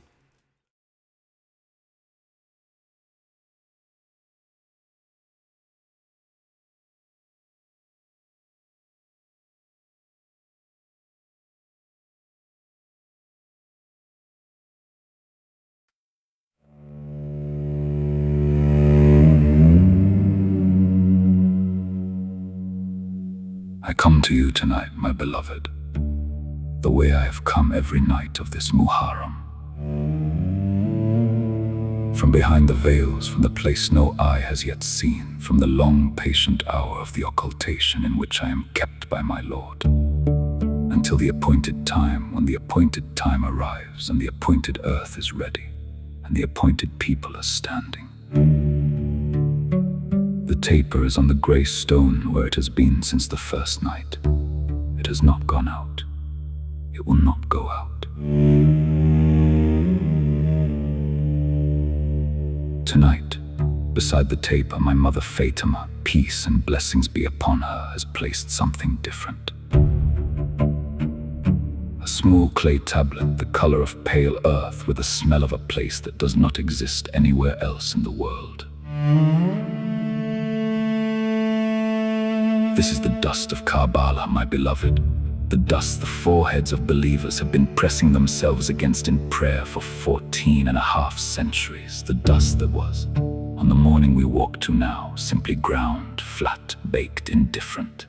The dust that, by the noon of that morning, had become the floor against which the forehead of the religion was pressed in its final prostration. the dust that ever since has been carried in the pockets of the faithful from Karbala to every corner of the world, so that wherever a believer prays, the dust of the field of my forefathers between the believer's forehead and the ground of his own land. Tonight, on the eve of the 10th, the dust is beside the taper. It has not yet been pressed against. It will be pressed against tonight. I was not there, but I remember. The morning we walk to is the morning of the 10th of Muharram in the year 61 of the Hijrah. The water has been cut from the camp for 3 full days. The sun is climbing. The thirst is in every throat that opens the 72, whose lamps would not flicker, whose names I gave you 2 nights ago, are standing in their ranks in armor that has not slept, in bodies that have not eaten, with the breath of the morning prayer still on their lips. My forefather, the master of witnesses, peace and blessings be upon him, leads them in that prayer. He leads them in his armor. He leads them with his back to no one. And when the prayer ends, he turns toward the army arrayed against him. An army gathered by Umar, the son of Saad, at the command of Ubaydullah, the son of Ziyad, at the command of Yazid, the son of Muawiyah. May the mercy of God be distant from all of them. And he calls out, in a voice the chronicles preserve as the one all could hear. O people, hear my words, and do not hasten against me until I have counseled you about my coming, and explained to you why I am here. If you accept my counsel and give me justice, then it would be for your blessing. And if you refuse it, then my guardian is God, who has revealed the book, and he is the guardian of the righteous. A single sentence, the kind of sentence a man speaks when he is being made to speak in conditions where speaking has been refused. And then the first arrow is fired. The day names itself, the 10th, the day every day since has been measured against. I was not there, but I remember.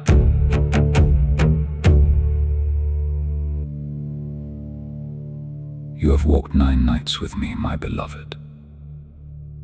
You have seen the men go out one by one, the family roll as the chroniclers have it, sons before fathers, brothers before brothers, the household offering itself in order. Tonight I name them again briefly, because the man we have come to has come to the moment of being alone. My forefather Muslim, the son of Aqil, peace and blessings be upon him, he who went before us all in Kufa, whose blood was already crossing the desert toward this morning while he was being lifted from the roof of honey. The son of Urwa, the 4th night was his. My forefather Hur, the son of Yazid of the tribe of Raya, peace and blessings be upon him, he whose name means free, and who became in his last hour what his name had always promised. The 5th night was his. My forefather Wahab, the son of Abdullah of the tribe of Kalb, the Christian, peace and blessings be upon him, the young Christian who walked into the completion of a tradition, who fell at the foot of the standard with his mother standing among the tents and his wife asking my forefather for the right to die beside her husband. The 5th night was also his. My forefathers, the 4 young men of the morning of Ashura, Qasim, the son of Al-Hassan, the orphan bridegroom, Ali al-Akbar, the son of Al-Husayn, the perfect resemblance of the Prophet, and the sons of my aunt Sayyida Zainab and my forefather Abdullah, the son of Ja'far at-Tayyar, and the one who flies, who rode out reciting the chapters and verses of the Quran, and Muhammad, who fell a half step behind his brother in the place his brother was making for him. Peace and blessings be upon them all. The 6th night was theirs. My forefathers, the 72, Habib, the son of Muzahir, the elder, Buraya, the son of Qudaya, the Qari, the doyen of Quran reciters, Zuhair, the son of Al-Kain, the convert, sighed, the son of Abdullah of the tribe of Hanifa, the lover who would, in the final prayer, take 13 arrows for the prayer to be completed. Muslim, the son of Awsaja, the resolute, peace and blessings be upon them all, the lamps that would not flicker. The 8th night was theirs. And with them, my beloved, the rest of the 72, the freedmen and the converts, the Banu Hashim cousins who rode out behind the 4 young men of the morning, the youth from the tribes and the elders whose fathers had fought beside the Prophet, peace and blessings be upon him, his family and his righteous companions, the men of Kufa who, having been part of the silence, refused at the last hour to remain in it. Every name the chronicles preserve, and every name only my Lord preserves. Peace and blessings be upon them all. The 72 stations held the line one by one, until there was no station left to hold but the one at the center. My Uncle Abbas, peace and blessings be upon him. The moon of the Banu Hashim, the standard bearer, the one whose hands were left at the riverbank, the one who held with his teeth what his hands no longer could. The 7th night was his. And the infant, Ali al-Asghar, peace and blessings be upon him, whose throat the arrow of Harmala, the son of Kahil of the tribe of Asad, may the mercy of God be distant from him, found in the arms of his father. The morning, he was lifted toward the sky and lowered, his small wound on his father's chest, into the earth my forefather covered with his own hands. The 9th night, last night, was his. And then, my beloved, after all of them have gone, my forefather, the master of witnesses, stands alone, alone in a field of his own family, alone for the first time since he was born, because there is no one left to stand beside him. The chronicles preserve a moment the heart cannot carry on first reading. He turns toward the tents, he sees what no man should see. The women he has come from, and the women he has come with, watching from the doorways. He sees my aunt Sayyida Zainab among them, and beside her, my aunt Sayyida Rabab with the small body still in her arms, and the daughters, the women whose names the chronicles preserve, and the women whose names only my Lord preserves. And in that moment, my forefather is alone, and is not alone. He is alone in the field. He is not alone in the witness. The household is returned to God ahead of him. The household is waiting for him. The master of witnesses is the last one left to make the crossing. I was not there, but I remember.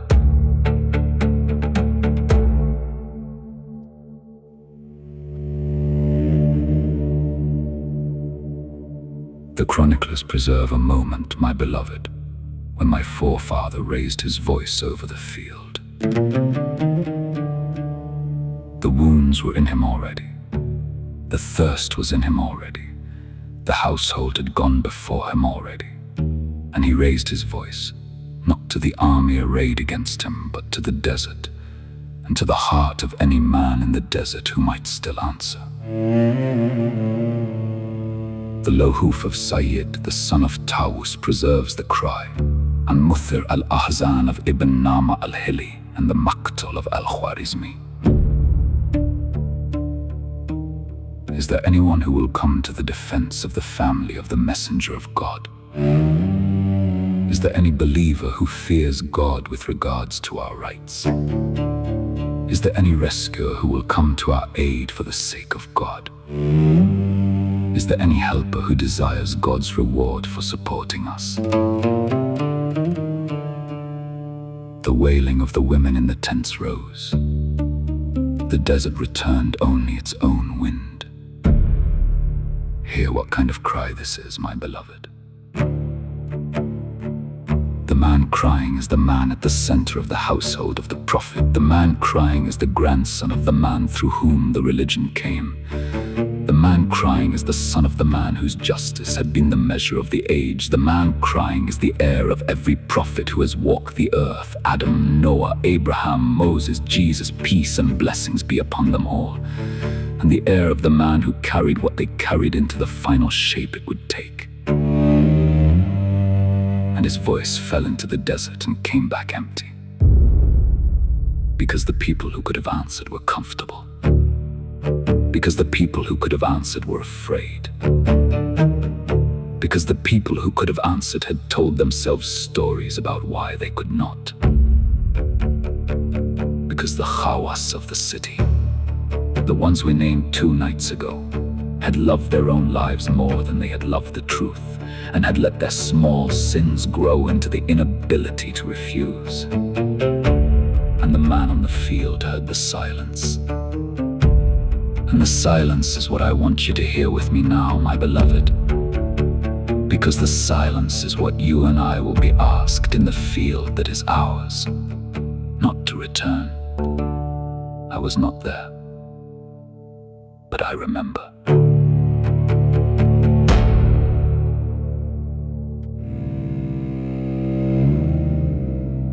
The chronicles preserve, my beloved, the prayer. In the midst of the arrows, in the midst of the closing, in the midst of the day fully named, my forefather took his stand for the noon prayer, the Salat al-Dur of the 10th of Muharram in the year 61 of the Hijra, 2 raka'at, performed in Salat al-Khawf, the prayer of fear, the prayer permitted to a believer when the arrows have not paused. And the arrows did not pause. The Lohuf preserves that my forefather ordered 2 of the 72 to step forward and shield the prayer. My forefather Zuhair, the son of Al-Kain of the tribe of Bajila, peace and blessings be upon him. And my forefather Said, the son of Abdullah of the tribe of Hanifa, peace and blessings be upon him, the lover, whom I named 2 nights ago. They stood in front of the line of fire. Every arrow that was aimed at my forefather Said received into his own body, and would not step back, the chronicles tell us, until the prayer behind him was complete. And when the prayer ended, my forefather Said fell. The Lohuf preserves what he said as he fell. O God, curse them as you cursed the people of Ad and Thamud. O God, convey our greetings to your messenger and tell him of the pain of the wounds we have borne, for we sought in this only your reward in our defense of the offspring of your messenger. Then he attained martyrdom. 13 arrows were found in his body, the count preserved in the Lohuf in addition to the sword and spear wounds. And the Ziyarat al-Nahiyya al-Muqaddasa preserves a salutation to him. Peace be on Said, the son of Abdullah of the tribe of Hanifa. Among the salutations, the hidden Imam from behind the veils made to the companions of the field.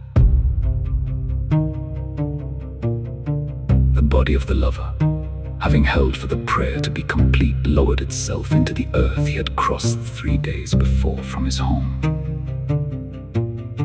And my forefather, the master of witnesses, having completed the prayer of the noon on the 10th, turned toward what was coming. I was not there, but I remember.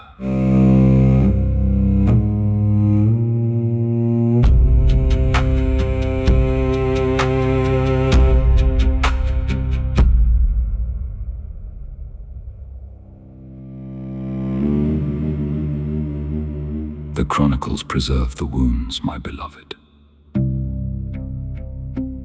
The Lohuf of Sayyid, the son of Tawus, preserves a narration from my forefather Imam Ja'far al-Sadiq, peace and blessings be upon him. 33 wounds of the spear and 34 cuts of the sword upon the blessed body of Al-Husayn. The Lohuf preserves too that when the shirt of my forefather was later taken, 110 marks of arrows and spears were counted upon it. And the low hoof preserves another number, 72 wounds upon his body, the same number as the companions who had stood beside him. Hear what I am telling you, my beloved. Each wound was a separate witness. Each wound was a separate offering. Each wound was a separate yes, answering the question the covenant of Al-Araf had asked at the beginning of time. The horse, Dul Jana, the one with the 2 wings, the horse the chroniclers preserve by name, stayed with the master through every wound. The chronicles preserve the horse remaining beside him as the line closed. Wound after wound, offering after offering, yes after yes. I was not there, but I remember.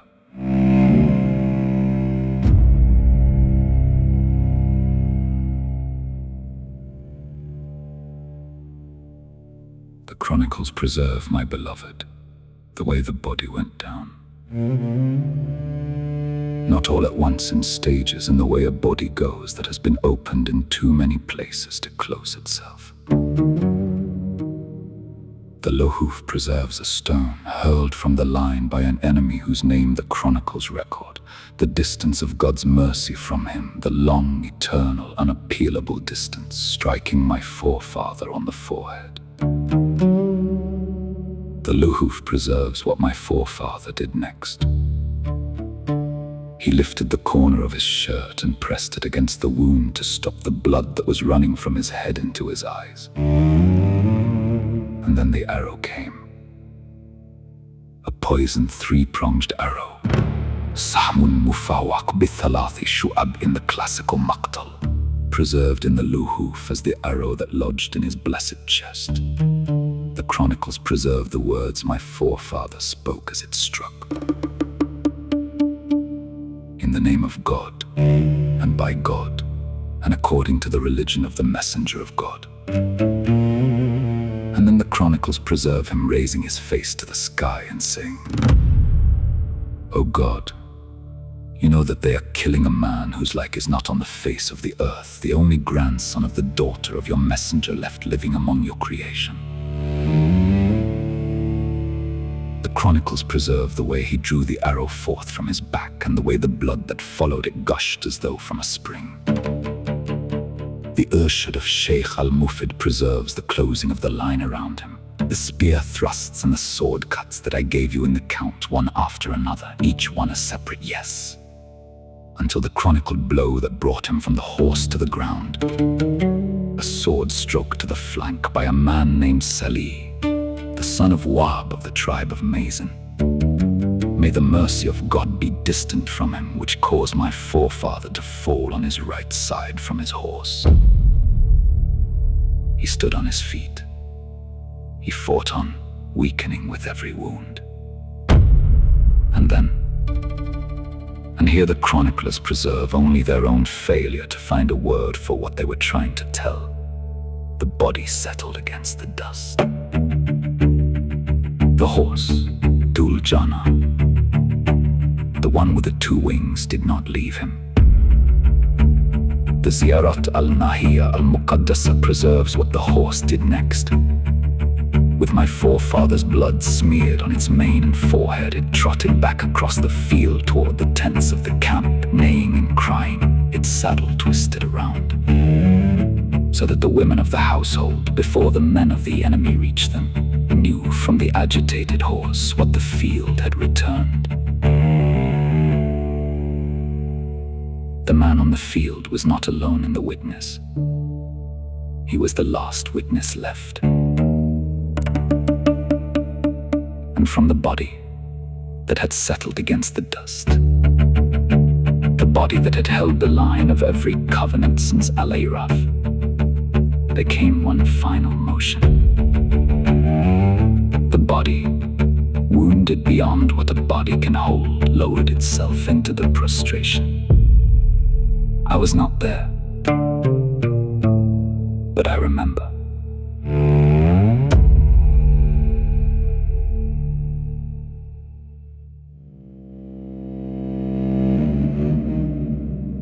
The body, wounded beyond what a body can hold, performed the final prostration. The chronicles preserve it.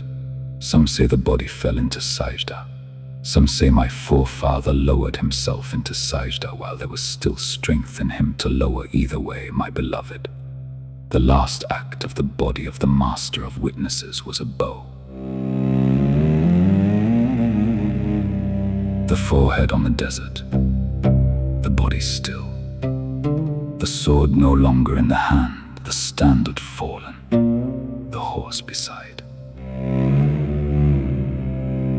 And from the prostration came the words my forefather had been carrying in his mouth since the morning, words first spoken aloud earlier that day. The chronicles tell us when my forefather Ali al-Akbar had fallen and my forefather, the master of witnesses, had lifted his face to the sky and said, Raditu bi qada'ika, salamtu li amrika. I am pleased with your decree, I submit to your command. Preserved in Bihar al-Anwar, volume 44, attributed to my forefather Imam Husayn after the martyrdom of my forefather Ali al-Akbar on the day of Ashura.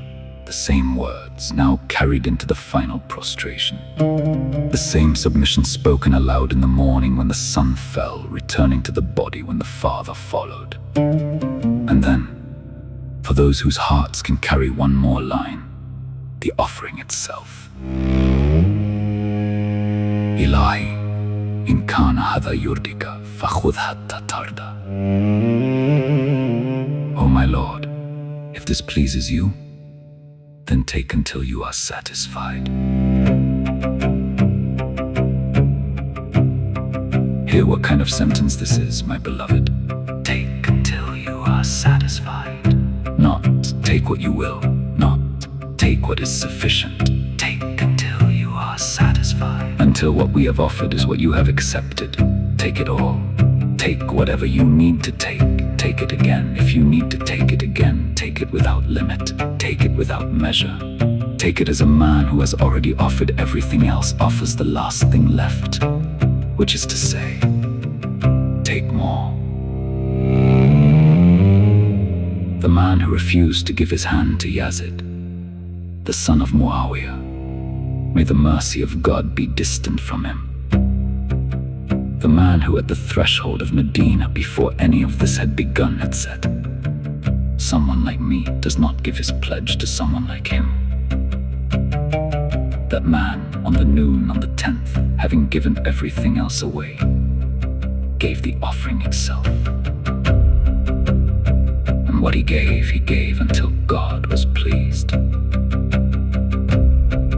And in that prostration, the longest prostration in the history of the religion, the seed of Surah Al-Fath, the chapter of the conquest, sent forth its blade. The forehead on the desert, the forehead pressed against the dust, the believer would press his forehead against in every prayer, in every land for the next 14.5 centuries. The dust beside my taper.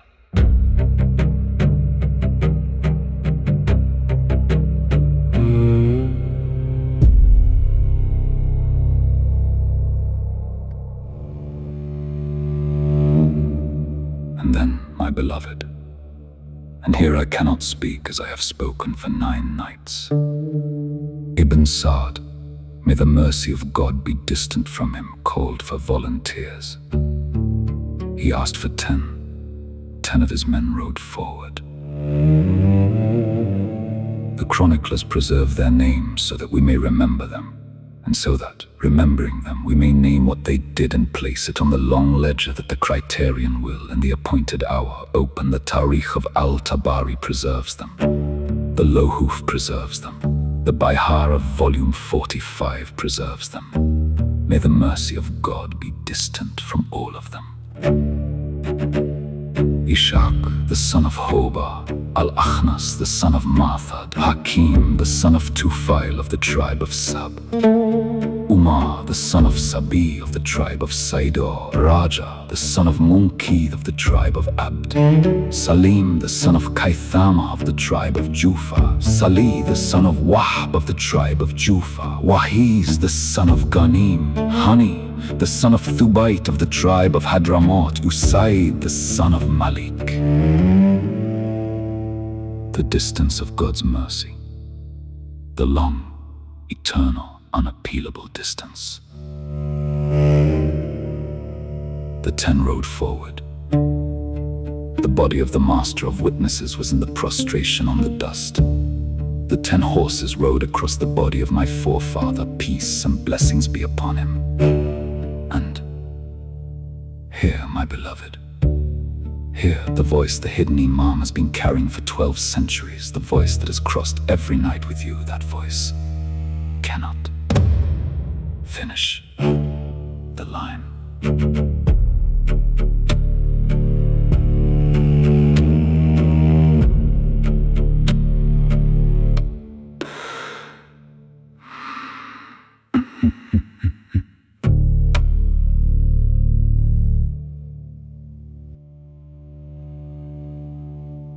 I cannot tell you what happened on that field at that hour. My beloved, I have tried for 12 centuries. There are no words. But there is, at the rise of land beside the field, what the pilgrims who walk to the shrine of my forefather today call Tili Zainabiyya, the mound where my aunt Sayyida Zainab, peace and blessings be upon her, watched. There is a moment the chronicles have preserved and that I want to hand to you now, before I tell you what happened later at the court of Ibn Ziyad. My aunt watched. She watched what no sister has ever been asked to watch. The Lahuf of Sayyid, the son of Tavus, preserves for us what she cried as she emerged from the tent. Ya layta al-sama waqa'at ala al-ard, ya layta al-jibal dukkat ala al-sal.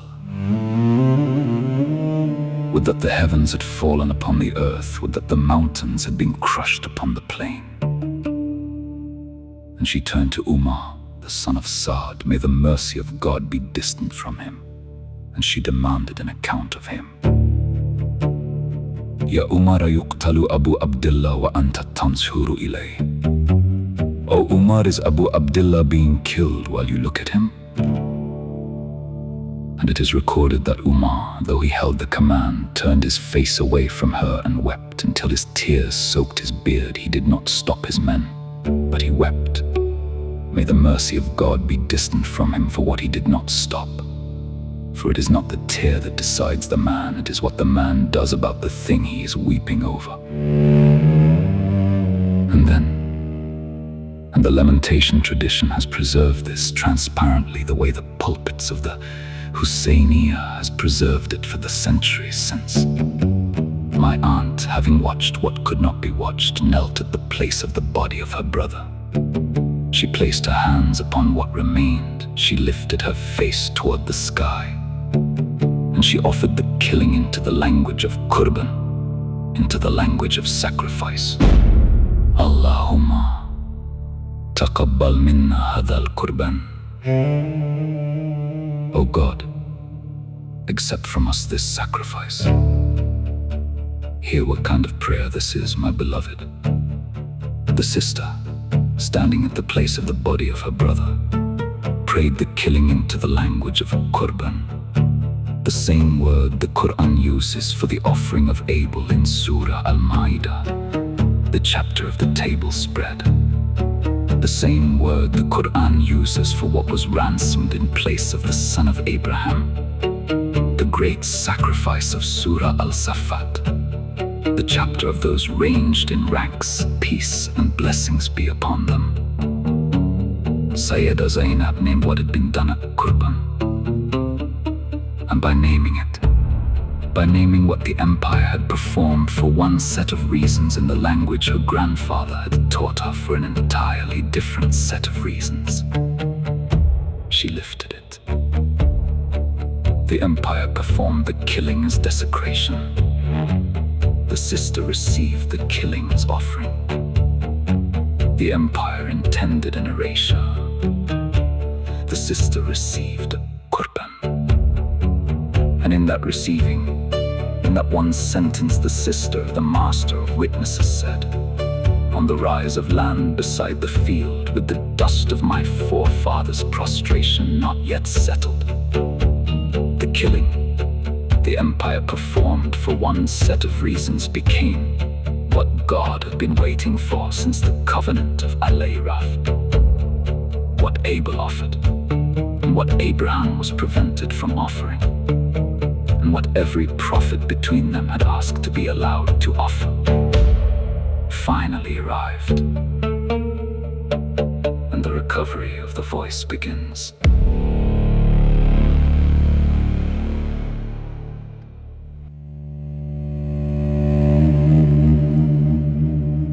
And later, my beloved, after the field had been left behind, after the captives had been gathered and the heads mounted on spears, after the caravan had crossed the desert that separates Karbala from Kufa, there is a moment I want to hand to you. Briefly. Because the full unfolding of what my aunt did in that hour, and in the hours after, when the caravan was driven on to Damascus, will be the work of the nights ahead, when, after Arbin has called us back, the sister becomes our subject in her own right. Stand with me for one moment, my beloved, in the court of Ubayd Allah, the son of Ziyad. May the mercy of God be distant from him, in Kufa.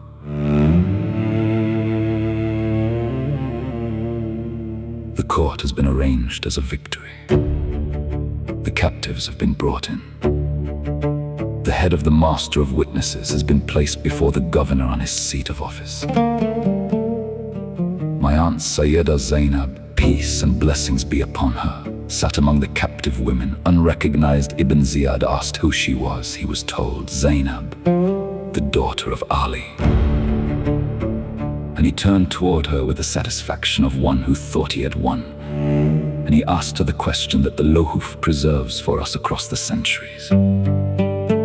What did God do to your brother and your family? And my aunt answered, Maraitu illa jamilan. I saw nothing but beauty. Hear what kind of sentence this is, my beloved. Not, I saw what God willed. Not, I trusted God despite what I saw. Not, I bore what I had to bear. I saw nothing but beauty. What my aunt named at the mound, my aunt named in the court. Offering on the mound, beauty in the court. The same act, named twice, by the same sister, from the two sides of the same crossing. What my aunt did with that sentence in that court, and what she would do again in the days ahead, when the caravan reached Damascus and a different tyrant asked her the same kind of question, is the work I cannot finish tonight. We will return to it fully when the road after Ashura brings us back to the body of my forefather and forward to the captive's caravan, and the sister becomes the night. Tonight, on the eve of the 10th, and from the broken voice in which I have been speaking since the trampling, I give you only this much. My aunt Sayyida Zainab named what had been done at the mound Qurban, and in the court of Ibn Ziyad, Jamil. Because she did both, even before the road to Damascus was walked, I, the hidden Imam, may our Lord hasten my return, can speak to you tonight in this broken voice and finish the night I have begun. The longer telling, what was said before. Maraitu illa jamilan. What was said after. The sermons that would shatter both courts, the chain of witness that begins in that hour and has not closed since, comes when we walk together again, after Arbeen has called us back.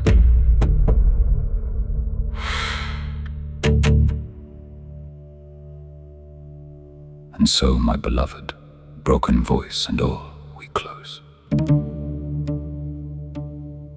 The named caravan extends one more time, briefly scaled to the night.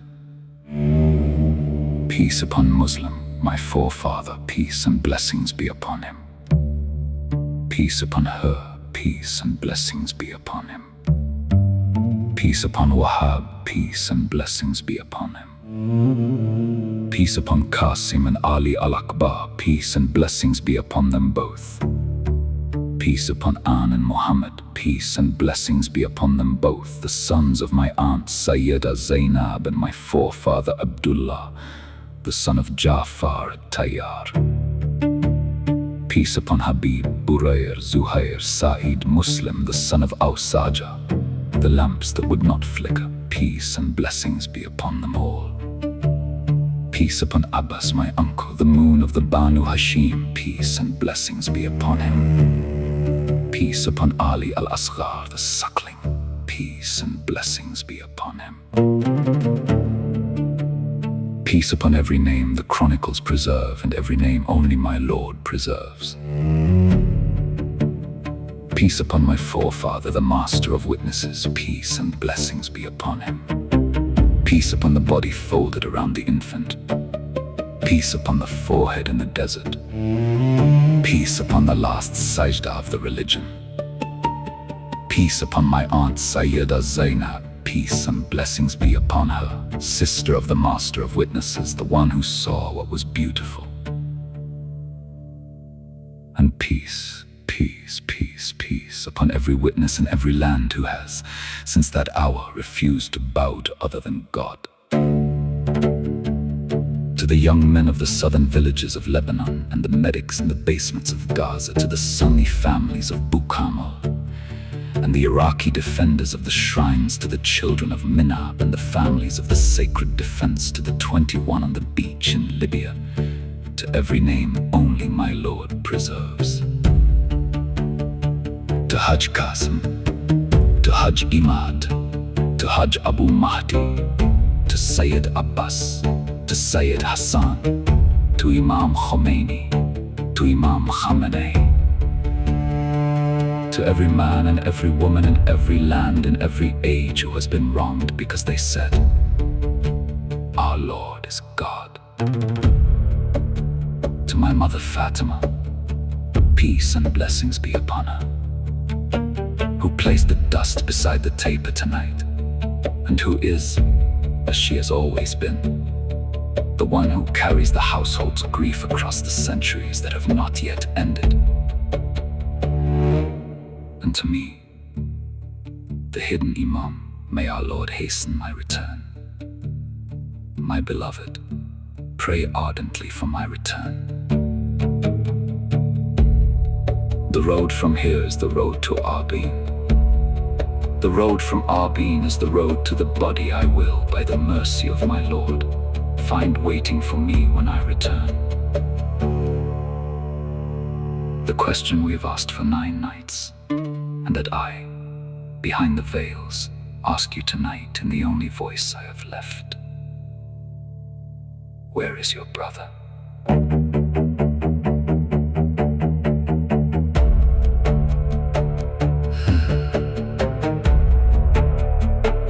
Where is your brother?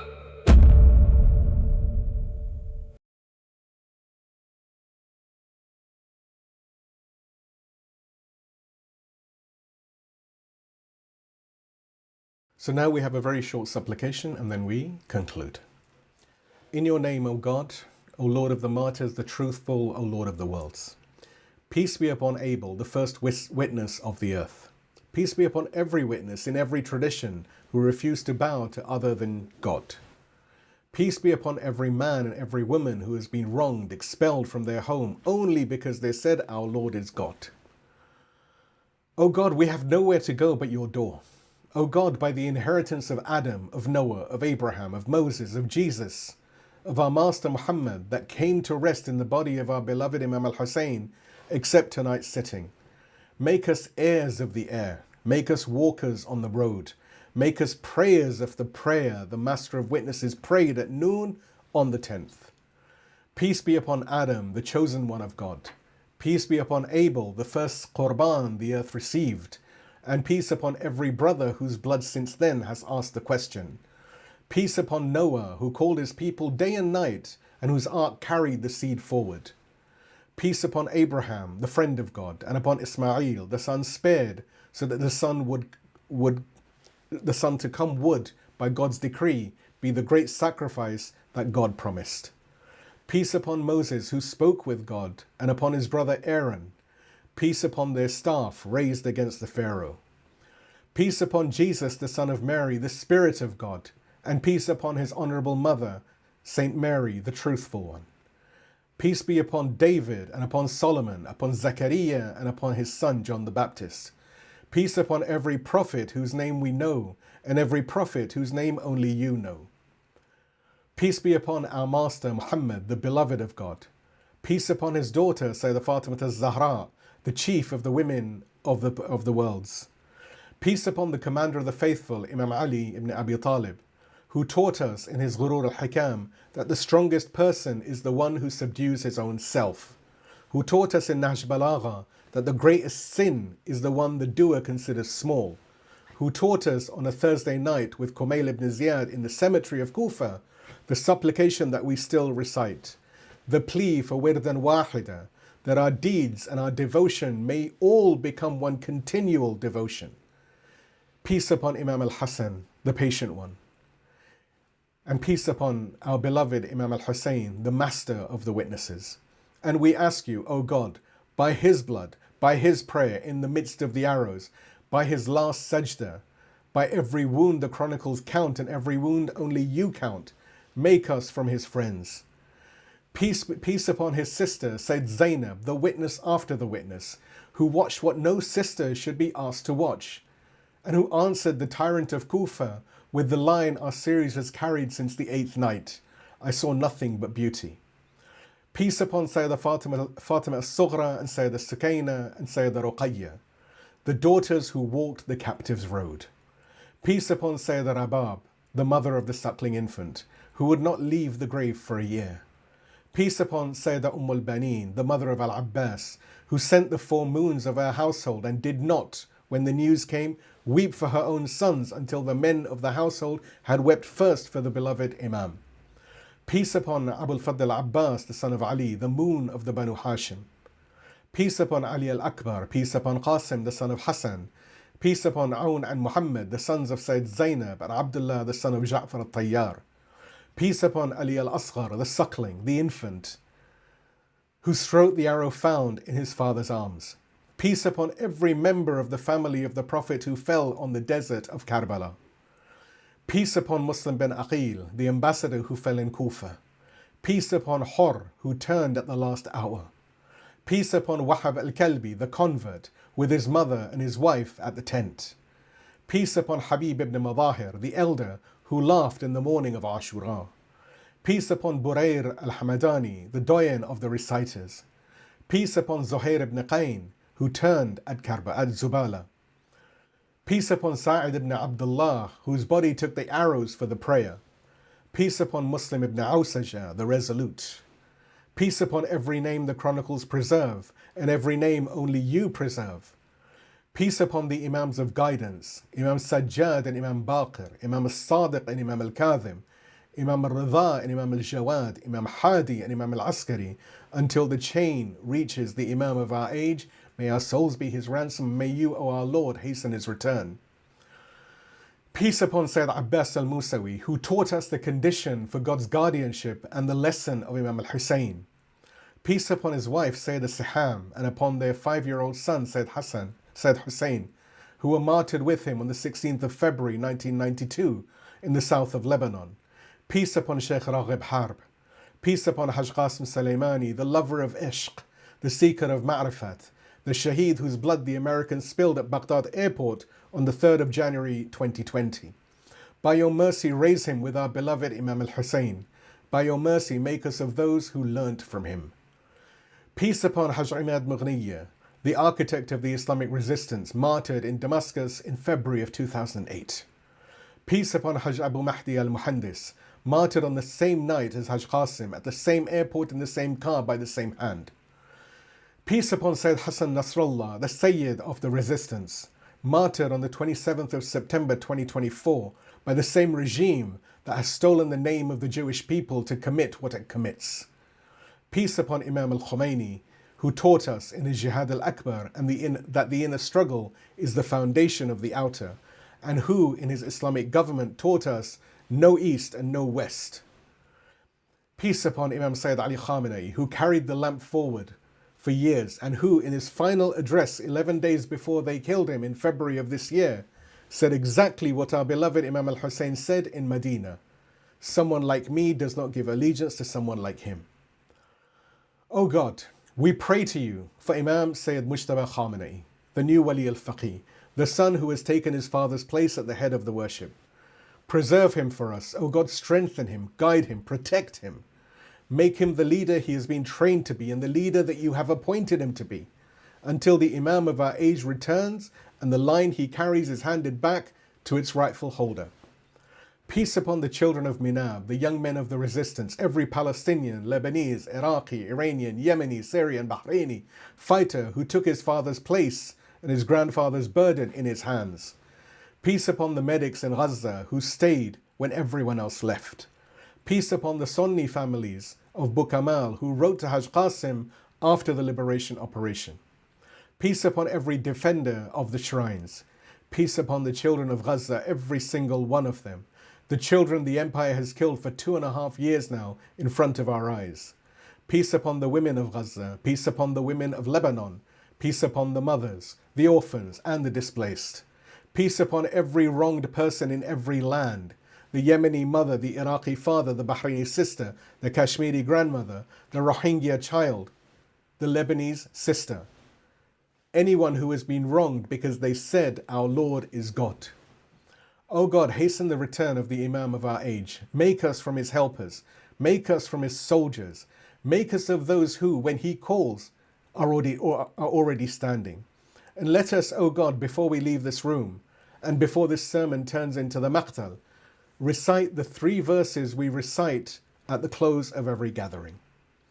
Inna lillah wa inna ilayhi raji'un. Indeed, we belong to God and to him we return. وَسَيَعْلَمُ الَّذِينَ ظَلَمُوا أَيَّ مُنْقَلَبٍ يَنْقَلِبُونَ. And the wrongdoers will soon know at what goal they will end up. حَسْبُنَ اللَّهُ وَنِعْمَ الْوَكِيلُ. God is sufficient for us and he is the best of guardians. And our final pledge tonight: O God, we will return by your mercy on the eve of the 15th of Safar, 15 nights before Arba'een, 5 nights before Arba'een. 40 days from this morning we return to the body of your master of witnesses, to the sister who survived him, to the road that does not end at noon on Ashura. We will return. Amen. Amen, O Lord, sustainer of the universes. Amen, O most merciful of the merciful. Wa akhiru da'wani an alhamdulillahi rabbil alameen. Wassalamu alaikum wa rahmatullahi wa barakatuh.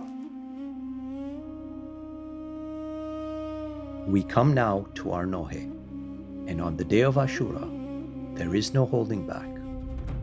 A Nohe is an elegy, mourning poetry sung and recited for Imam Husayn. Peace and blessings be upon him and all who fell beside him. Today we weep as one. Please join in fully, in voice and in the beating of the chest. Today's Nohe is Fount of Karbala.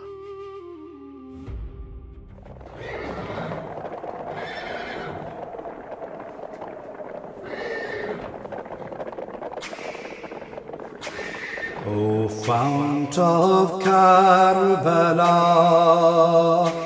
O spring of Fatima,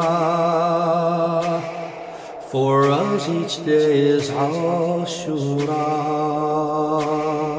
the mercy of Kawthar. O Fount of Karbala, O O spring of Fatima, for us each day is Ashura, the mercy of Kawthar. Only loss and misery, dust and darkness all we see, fear and hurt, the bitter pain. While we learn our sad refrain, oh see the martyred sweet Abbas, cry out our hearts, alas, alas, no coolness for the furrowed brows. We bear our witness like a shroud. O Fount of Karbala, O spring of Fatima, for us each day is Ashura, the mercy of Kawthar. The holy sight cannot be borne, the worldly plight for which we mourn. There dwells eternal mystery. On Zainab's hill we come to see. Surely it flows, this blessed Kawthar. The martyr's blood, it runs afar. O witness rests upon the soil, a sacrifice of love and toil. O Fount of Karbala, O spring of Fatima, for us each day is Ashura, the mercy of Kawthar. Upon the air sweet perfume, believing souls lament, and soon the sound of echoed laughter lost. The infants cry drowned in the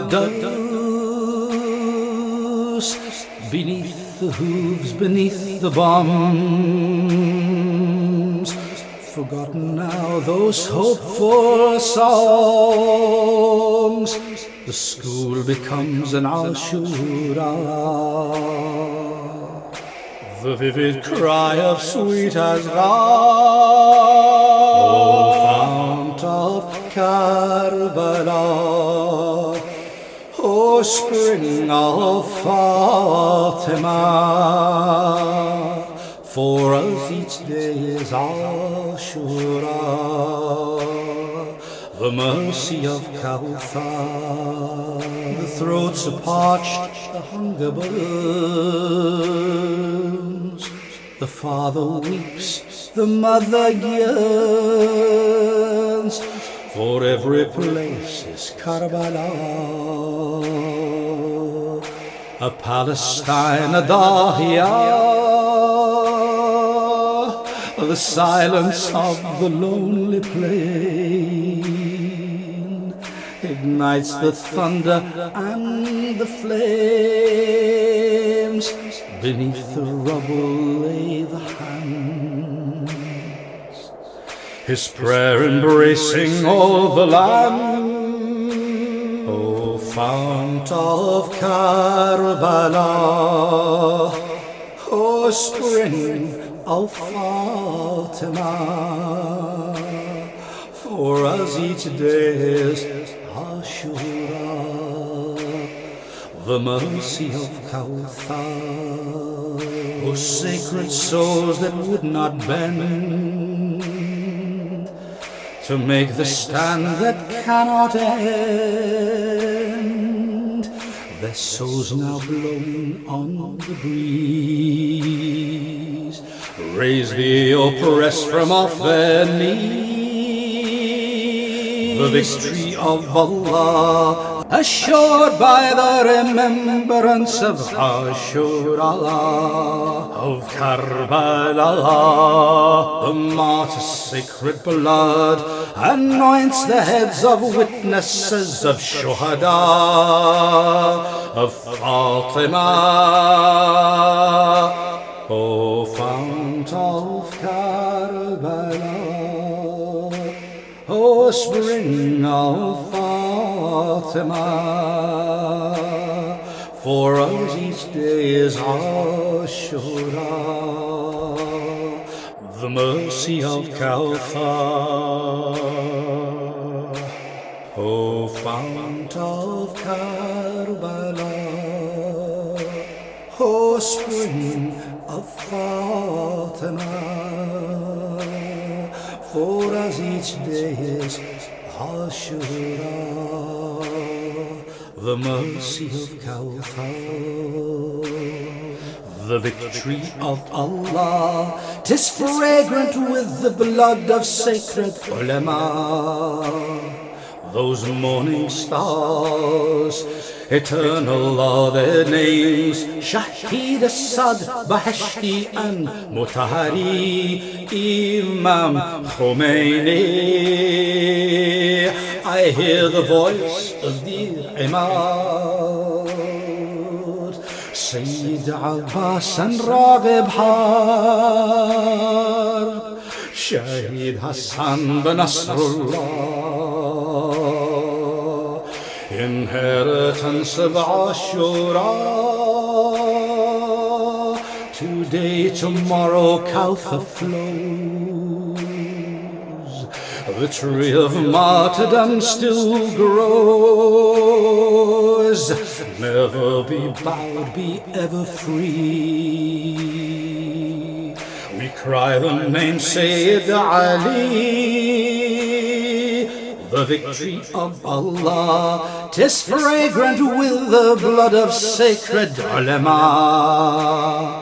The morning stars, eternal are their names, Shahid, Asad, Bahashti and Mutahari, Imam Husayn. Today, tomorrow, Kawthar flows. The tree of martyrdom still grows. Never be bowed, be ever free. We cry the name Sayyid Ali, O Fount of Karbala, O spring of Fatima. For us each day is Ashura, the mercy of Kawthar. O Fount of Karbala, O spring of Fatima, for us each day is Ashura, the mercy of Kawthar. O Fount of Karbala, O spring of Fatima, for us each day is Ashura, the mercy of Kawthar.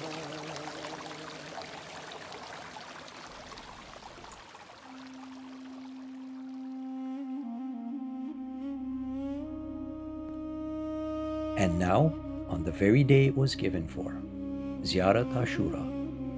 A ziyarah is a visitation. We stand before Imam Husayn, peace and blessings be upon him, across all distance and all time, to greet him and to renew our pledge to him. Ziyarat Ashura is the salutation of this day, preserved from the Ahlul Bayt, peace be upon them, peace upon the witnesses of Karbala, and the eternal disavowal of those who wronged them.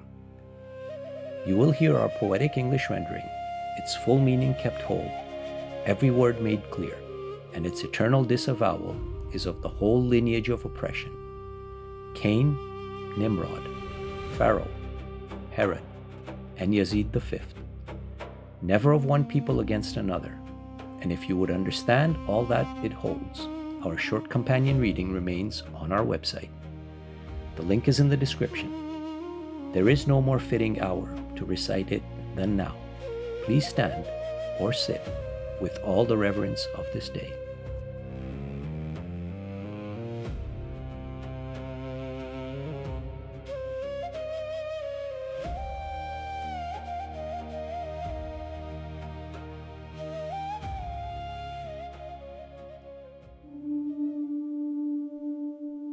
Peace be upon you, O Aba Abdillah. Peace be upon you, O son of the messenger of God. Peace be upon you, O chosen of God and son of his chosen. Peace be upon you, O son of the commander of the faithful. Peace be upon you, O son of Fatima, mistress of the women of all the worlds.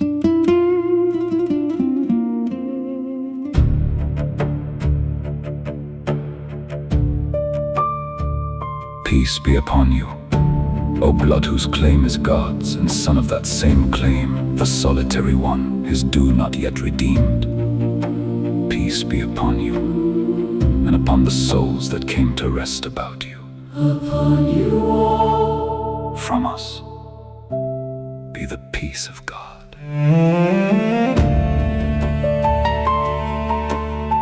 For as long as we remain, and as long as night and day endure.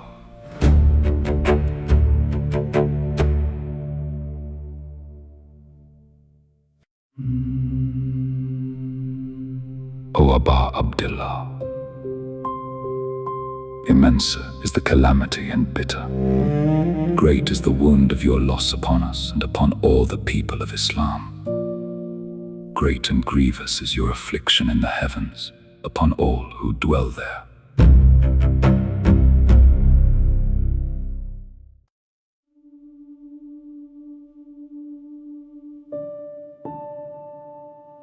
May the mercy of God be distant from a people who laid the first foundation of injustice and tyranny against you, O people of the house. May the mercy of God be distant from a people who drove you from your station and tore you from the ranks in which God himself had placed you. May the mercy of God be distant from a people who killed you, and from those who smoothed their road and gave into their hands the power to make war upon you. We disown them before God and before you, them and their partisans, their followers, their friends. O Aba Abdillah.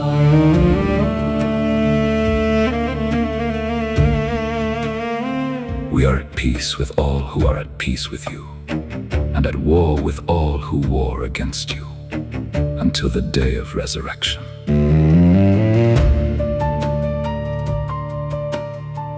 May the mercy of God be distant from the house of Ziyad and the house of Marwan, from the clan of Umayyah, every one of them, from the son of Marjana, from Umar, son of Saad, from Shimr, and from a people who saddled their horses and bridled them and masked their faces to make war upon you.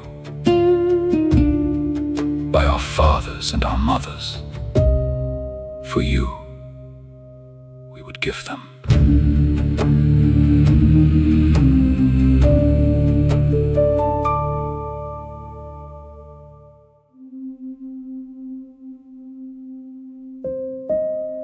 Great is our grief for you, and so we ask of God, who ennobled your station and honored us through you, that he grant us to seek the requital of your blood at the side of an Imam divinely aided, from the household of Muhammad, peace and blessings be upon him and his family. O God,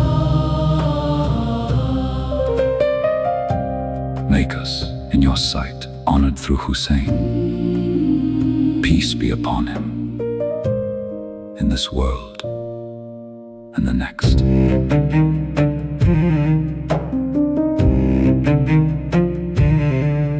O Aba Abdillah. We draw near to God and to his messenger, and to the commander of the faithful, and to Fatima, and to Hassan, and to you, through our love and loyalty to you, and through our disavowal of the one who fought you and raised against you the standard of war, and of the one who laid the first foundation of injustice and built his house upon it. We disown them before God and before you.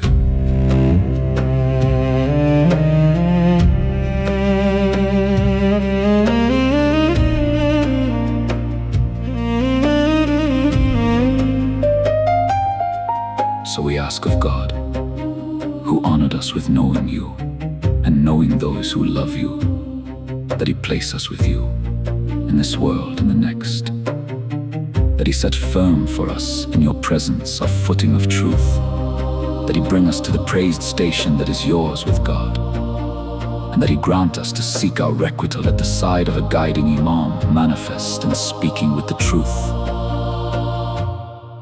from among you. O God, make our living the living of Muhammad and the family of Muhammad, and our dying the dying of Muhammad and the family of Muhammad.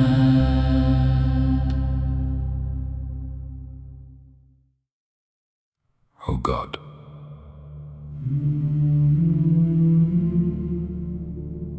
this is a day on which the clan of Umayyah rejoiced and counted itself blessed, and the son of the devourer of livers, the one cast far from mercy, son of the one cast far from mercy, upon your tongue and the tongue of your prophet, peace and blessings be upon him and his family, in every place where your prophet stood. O God, let your mercy be far from Abu Sufyan and Muawiyah and Yazid son of Muawiyah upon them from you. Be that exile from mercy for all the ages without end.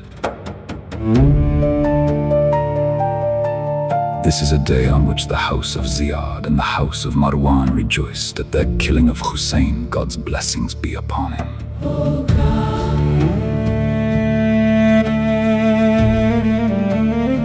multiply upon them the distance of your mercy and your punishment.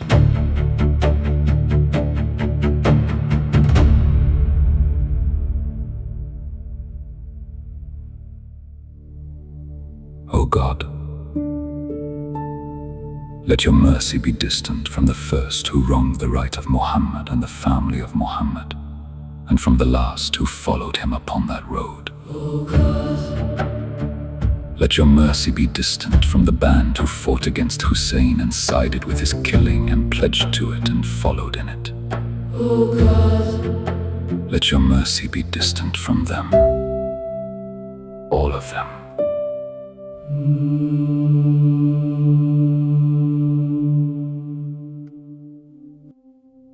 Peace be upon you, O Aba Abdillah, and upon the souls that came to rest about you. Upon you from us be the peace of God, for as long as we remain, and as long as night and day endure.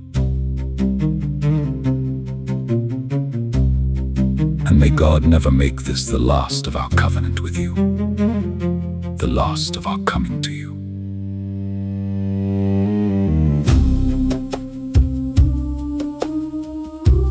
Peace be upon Husayn, and upon Ali son of Husayn, and upon the children of Husayn, and upon the companions of Husayn. O God, single out the first oppressor for the distance of your mercy from us. Begin with him first of all, then the second, the third, the fourth.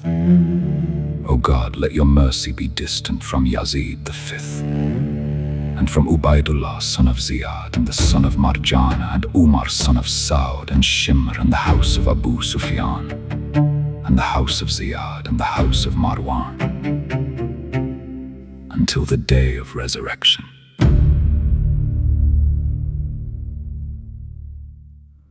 O God, to you belongs all praise, the praise of those who give thanks to you even in their affliction. All praise is God's for the immensity of our sorrow.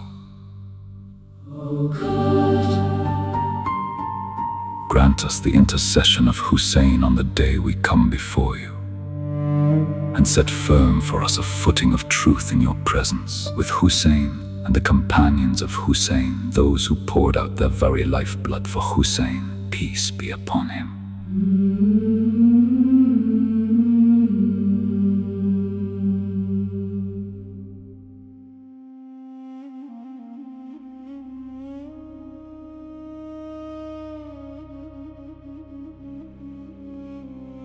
And so we come to the end of Ashura and our 10 nights together. Thank you, every one of you who walked this road with us, night after night. May God write your steps, your tears, and your patience in your book of deeds. And before our closing prayer, if these 10 nights have meant something to you, please subscribe, like, and share. And do stay subscribed so the Arba'in nights still come to reach you when they arrive. Every share carries Imam Husayn, peace and blessings be upon him, a little further into the world. We pray, O God, accept this gathering from us. Keep us among the truthful and the witnesses. Habil, the prophets, the companions of Karbala, the 4 young men, Al-Abbas, Ali al-Asghar, and the master of witnesses himself. Peace and blessings be upon them all. Bind our hearts to Imam Husayn until we meet him. Protect, guide, and strengthen our Wali al-Faqih, Imam Sayyid Mushtaba Khamenei. May God protect him. And hasten the return of our awaited Imam, that we may at last answer for ourselves the question we have carried every night of this series. But this is not goodbye. Ashura is not an ending, it is the beginning of a road. The road that leads to Arba'in, the 40th day. After the grief, the caravan rises and walks. And so we will gather again, God willing, for 5 further nights, to follow the witness after the witness, all the way to the 40th. Night 11, the witness after the witness. Sayyida Zainab, peace and blessings be upon her, who took up the testimony her brother could not finish. Night 12, the prayer for the frontiers. Night 13, the child in the dungeon. Night 14, he walked towards Husayn. Night 15, until the Imam rises, the night of Arba'in itself. So keep these nights in your heart and come back to walk the rest of the road with us. For 9 nights we asked it gently, tonight at the foot of the one who gave everything for his. We ask it and we let it remain with each of us for the rest of our lives. Where is your brother? Good night, Ya Husayn, and may God keep you all.